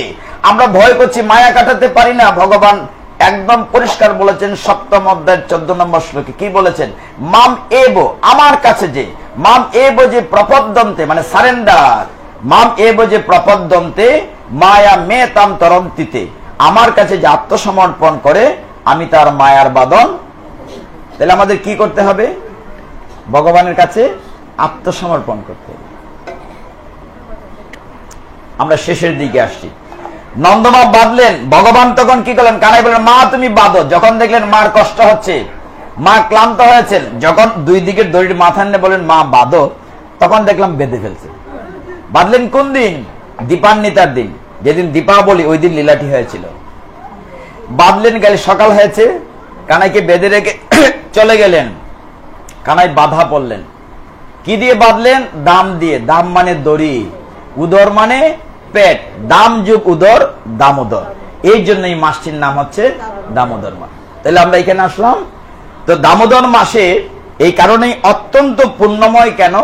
ভগবান নিজে ভক্তের বাৎসল্য প্রেমের দড়িতে ধরা দিয়েছে। আপনি চেষ্টা করেন ভক্তি দিয়ে ভগবানের কাছে আত্মসমর্পিত হয়ে আমরা কি করে ভগবানকে বাঁধতে পারি, একটু চেষ্টা করি। কি করে চেষ্টা করতে হবে? হরে কৃষ্ণ কৃষ্ণ কৃষ্ণ হরে হরে, হরে রাম রাম রাম হরে হরে। এখানে শেষ না, একটু কাহিনী বলে শেষ করবো, 5 মিনিট। হরে কৃষ্ণ বলতে শেষ হয়ে গেছে? বিরক্ত লাগছে? আচ্ছা চলে যাবেন, একটু পরে প্রসাদ রেডি হচ্ছে, একটু ধৈর্য ধরে প্রসাদের প্যাকেট নিয়ে যাবেন। তবে অগ্রিম একটা অনুরোধ করি, যার যেটা প্রয়োজন সেটা নেবেন, অতিরিক্ত নিবেন না। আমরা মাথা গুনে পর্যন্ত দেখেছি, আসলে 200 লোক আছে, 400 প্যাকেট করলাম, তারপরও শর্ট পড়ে। তো একটু সাবধান, মানে এই মাসে যাই করবেন তাই কিন্তু 1000 গুণ হবে। হ্যাঁ, প্রত্যেক বছর দেখি পরে যে সমস্যাটা হয়, ঠিক কিনা বলেন? বাড়িতে তাইলে তুই এসে, আচ্ছা তাইলে তুই এসে না নিলাম একটা, 2টা 4টা নেই কেন লেগে। তবে এই মাসে যদি ওই ছুরি খাসটা বেটা 1000 গুণের ফাঁপ হইব, তাই এমনি থাকতাম। যাক, আমার বই নিয়ে হয়েছে, তাই এমনি থাকতাম। তো যাই হোক, আমরা যে জায়গাটিতে ছিলাম, একটু ভগবানের সাথে প্রেম করে দেখো। এই কথাটি আজকে পৈলারখান্দি বলে আসছি। একটু ত্রেতা যুগে যাই, খুব মন দিয়ে খেয়াল করেন। কোন যুগে যাব এখন? বেশি না, 5-6 মিনিট। বিরক্ত হইলেও বলতে হবে, সবকিছুর একটু ফিনিশিং আছে। ভগবানের রামচন্দ্র কত বৎসরের জন্য জেলে গিয়েছিলেন, বনে গিয়েছিলেন? 14 বৎসর। পিতৃসত্য পালিবারে 14 বৎসর বনে গিয়েছে। আমার দিকে মনোযোগী হন একটু সময়। ভগবান রামচন্দ্রের সাথে সীতামা এবং লক্ষ্মণ যাচ্ছেন। যেতে যেতে প্রথম দিন নদীর পাড়ে, যমুনা নদীর এই পাড়ে থামলেন। ওইখানে গুহক চণ্ডাল নামে একজন রাজা ছিলেন, গুহক রাজা বলে, রামায়ণ যারা পড়েছেন দেখেছেন। তিনি পেয়ে তো খুশি, ভগবান রামচন্দ্রের প্রচন্ড ভক্ত। তো গুহক চণ্ডাল খুব খুশি, আজকে থাকবেন এখানে। তার তো দামি জাজিম নাই, মহারানী সীতাকে কোথায় শোবে? পাতা পাতা, ভক্তি লতা দিয়ে, ভক্তি পাতা ফুল দিয়ে বিছানা সাজিয়েছে সীতামার বিশ্রামের। রাত্রেবেলা আসর করা হয়েছে। আমার দিকে, আমি অন্যদিকে তাকাচ্ছি না, আমার দিকে। আমার কি চেহারা খুবই খারাপ? তো ওইদিকে সানকেল, ওইদিকে আর কেউ আছে? আমার দিকে থাকা। তো ভগবান রামচন্দ্র সারা রাত নয়, তিনি শুইলেন, বিশ্রাম করলেন। কিন্তু গুহক চণ্ডাল কি করলো? এরকম একটা পাঠের আসর করলো, ভগবান রামচন্দ্রের মহিমা মহিমা আলোচনা কীর্তন করে। ওই আসরে অনেকে ছিল। একজন গরিব মাঝি ছিল, তার নাম ছিল কিবট মাঝি। কি নাম বলেছি? বানানটি ইংরেজিতে KIW দিয়ে লেখা, কিয়ট মাঝি। তো কিবট মাঝি সারা রাত ভগবানের রামচন্দ্রের শুনে, মহিমা শুনে এতটাই ভগবানের প্রতি ভালোবাসা হয়েছে। এই তুমি বসো, তো ডিস্টার্ব করছো, বসো, সিট ডাউন, বসো, অ্যাটেনশন নদিকে যায়। তো এই কিবট মাঝি বলছে গুহককে, হে রাজন, কাল সকালে তো ভগবান রামচন্দ্র নদী পার হয়ে করে চলে যাবেন। আমার একটি প্রার্থনা আছে, এই নদীতে অনেক নতুন নতুন সুন্দর নৌকা আছে, আমার নৌকাটি ভাঙ্গা, তেমন মজবুত না। তুমি কৃপা করে অন্য নৌকাগুলো কালকে সরিয়ে দিও, শুধুমাত্র আমার নৌকাটি থাকবে। আমি আমার নৌকাটি দিয়ে ভগবানকে আমি এই নদীটি পার করতে চাই। রাজা বলছেন, গুহক, কিরে কিবট, এক রাত্রে ভগবানের, শুনে তুই ভগবানের প্রেমে পড়ে গেলি? বলে, না না, আমার একটি প্রার্থনা। ঠিক আছে, যা, কাল সকালে কোনো নৌকা থাকবে না, ঘাটে তোর নৌকাটি থাকবে। শুনেন ভক্তগণ, কাকে কৃষ্ণ প্রেম বলে, যার জন্য আমরা এত লালায়িত। গুহক চণ্ডাল একজন রাজা, কিন্তু কিবট একজন সাধারণ মাঝি। সে মধ্য নদীতে নৌকা ভিড়িয়ে রেখে, তীরে না, মধ্যখানে নৌকা রেখে সে উল্টু বসেছে। সকালবেলা ভগবান রামচন্দ্র সীতামা লক্ষ্মণকে নিয়ে তীরে গিয়ে রামচন্দ্র ডাকছেন, ওরে কিবট, নৌকাখানা তীরে বেড়া। ডাকছেন কিবট, বহুবার ডাকছেন, সে বসেই আছে। লক্ষ্মণের রাগ হয়েছে, কিরে ভগবান আমার নাম ধরে ডাকছেন, নারে বেটা বেলা হয়ে যাচ্ছে, নৌকাখানা তীরে ভিড়া। কিবট মাঝি নৌকাখানা তীরে ভিড়ালেন। রাখেন প্রভু, আপনি উঠবেন না। রামচন্দ্রকে বলছে, শুনেছি আপনার পায়ের পদধূলি লাগলে সবকিছু পাথর হয়ে যায়। আমার একটি মাত্র ভাঙ্গা নৌকা, যদি উঠের নৌকাখানি পাথর হয়ে যায়, আমি জীবিকা নির্বাহ করব কি দিয়ে? আপনার চরণ কান আমি ধুইয়ে দেই। কত চালাক কৃষ্ণ ভক্ত, বড় চতুর। ভগবান, আমি আপনার চরণ কানা ধুইয়ে দিই, নৌকায় উঠুন। সুযোগ নিয়েছে, একখানা নৌকার চড়াট দিয়ে এখানে দাঁড় করেছে ভগবানকে। নদীর জল দিয়ে নয় ভক্তগণ, অশ্রু জল দিয়ে ভগবান রামচন্দ্রের চরণ দুই কানা ধুইয়ে দিচ্ছে। কি দিয়ে দিয়ে দেব ভগবানকে? দেব বলুন? কি নিয়ে এসেছিলাম পৃথিবীতে, কি নিয়ে যাব? ভগবানকে দেওয়ার মতো কিচ্ছুটি নেই। মন্দিরে তুমি, মূরতিতে তুমি, স্তবগীতে তুমি, সবকিছু তুমি। বাগানে একটা ফুল ফুটিয়ে বলি, ভগবান আমার বাগানের আমি ফুল ফুটিয়েছি, সেই ফুলটি কিন্তু আমি ফুটাই নাই, ভগবান ফুটিয়েছেন। কিবট মাঝি নিজের অশ্রু জল দিয়ে ভগবানের রামচন্দ্রের চরণ দুই কানা ধুইয়ে দিচ্ছে মনের আনন্দে। ভগবান, বহুদিনের সাধনা ছিল তোমার পদ্ম চরণ দুই কানা আমি ধুইব। নয়ন বাড়ি দিয়ে ভগবানের চরণ ধুইয়ে দিয়েছে, সীতামার চরণ ধুইয়ে দিয়েছে। কি দেব বলুন ভগবানকে? অন্তত দুটি ফোঁটা অশ্রু জল ভগবানের জন্য দিই, তবেই না আমার মানব জীবন সার্থক। আমার পাপময় দেহ থেকে পাপ মমের মতো গুলে গলে যদি বেরিয়ে যায় অশ্রু জল হয়ে, ভগবান বলছেন আমি ভক্তের অশ্রু জলের বড় কাঙাল। ভগবান বলছেন আমি অশ্রু জলের কাঙাল, তুমি যদি দিতে হয় দুটি ফোঁটা অশ্রু জল দাও। কিবট মাঝি ভগবান নৌকায় উঠতে পারছেন না, কাঁদছেন, প্রভু গো তুমি আমার মাথায় হাত দিয়ে ওঠো। মানে ভগবানের হাত কাটা তার মাথায় লাগবে। ভগবান উঠেছেন নৌকায়, সীতামা লক্ষ্মণকে নিয়ে উঠেছেন। খুব বেশি বড় না, শেষের কথাটা মন দিয়ে শুনুন। জীবনে বহু সময় নষ্ট করেছেন, আর 5 মিনিট সময় নষ্ট করি আমি অভাগা। মধ্য নদীতে নিয়ে কিবট মাঝি নৌকা কানা শুধু ঘুরছে, ওই পারে আর যাচ্ছে না। লক্ষণ রাগ করে বলছেন, কিরে বেটা, এইটুকু নদী পার হতে এত সময় লাগে? প্রভু গো, ওই পারে গেলেই তো ভগবান নেমে যাবেন, আরেকটু সময় ভগবানের চাঁদ মুখখানা দেখি।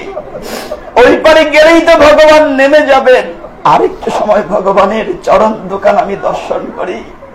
কতটুকু ভালোবাসা, কতটুকু প্রেম কিবট মাঝির ভগবানের রামচন্দ্রের প্রতি, যে আমি আরেকটু সময় দেখি। এরপর নেই কি দেবেন, আংটি কালা দিতে চাইলেন। মাঝি বলছে, প্রভু গো আমি তোমার আংটি নিতে পারবো না। কেন রে? বলে তুমি আমি তো এক জাত হইলে নেয় না প্রভু। এক বাসের ড্রাইভার আর এক বাসের ড্রাইভারের কাছ থেকে পয়সা নেয় না। কেন রে? কেন এক জাত কি করে বল? বলছে প্রভু, মাঝি বলছে, প্রভু তুমি আমার কাছে করি চাইও না, শেষের দিনে আমি তোমাকে করে দিতে পারবো না। আমি এই ছোট নদীর মাঝি, তুমি ভব নদীর মাঝি। সেই ভব নদী তো পার হতে হবে, আমি সেই ভব নদী পার হওয়ার পয়সা তোমায় দিতে পারবো না। একটু ভালোবাসি ভগবানকে, একটু ভালোবাসি। সকল কাজে পাই যে সময়, তোমার ডাকিবারের সময় নাই। একটু ডাকি ভগবানকে, একটু ভালোবাসি। সন্তানকে একটু গীতা আমাদের আজকে করতে হবে, ভগবানকে ভালোবাসতে হবে। অন্তত ভগবানকে একটু অস্ত্র জল দেন আমরা দেই। আমরা এখানেই শেষ করব। আমার বুদ্ধিটি ক্ষমা করবেন, আমি বড্ড অভাগা। অভাগা কেন বলছি? খুব ছোট্টবেলা মা বাবাকে হারিয়েছি, কেউ নাই না, সব আছেন। যার কেউ নাই তার ভগবান আছেন, তার সাথে বড় কিছু আছে। আমি একদম নির্দ্বিধায় বলতে পারি সবচেয়ে সুখীতম ব্যক্তি এখন আমি। ভগবান আমাকে তার চরণাশ্রয় স্থান দিয়েছেন। ভগবান যে করুণার সাগর, কিচ্ছু কাজ করা লাগে না, শুধু ঘন্টি পড়ার প্রসাদ পাই। আর কি চাই বলেন? ভক্ত সঙ্গ হচ্ছে, ভগবান দর্শন হচ্ছে। একটু ভগবানকে ভালোবেসে দেখুন, ভগবান হাজার গুণ ফিরিয়ে দেন। ভগবান কারো কাছে ঋণী থাকেন না।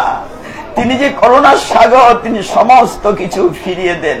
সেই ফল আলী মাত্র কয়টা ফল দিয়েছিল, ভগবান তার ঝুড়ি ভরে রত্ন দিয়েছে। একটু ভালোবাসি ভগবানকে।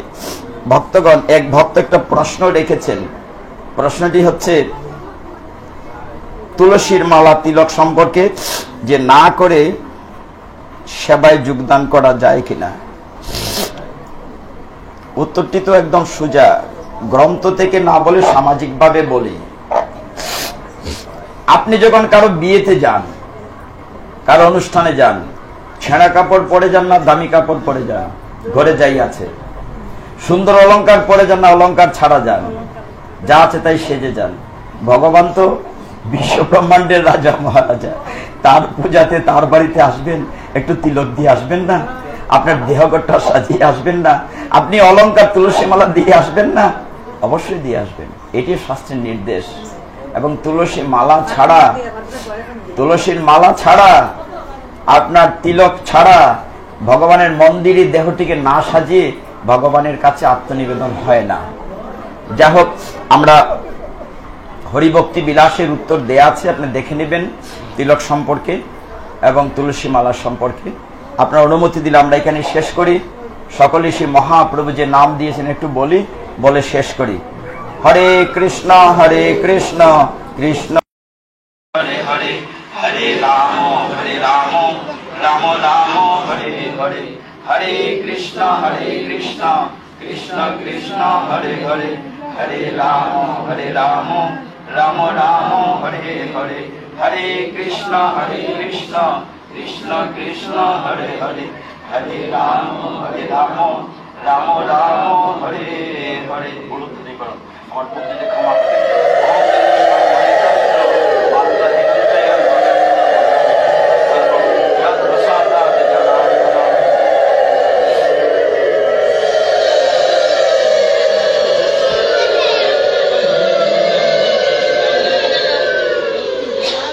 কীর্তন করে প্রসাদ নিয়ে যাবেন।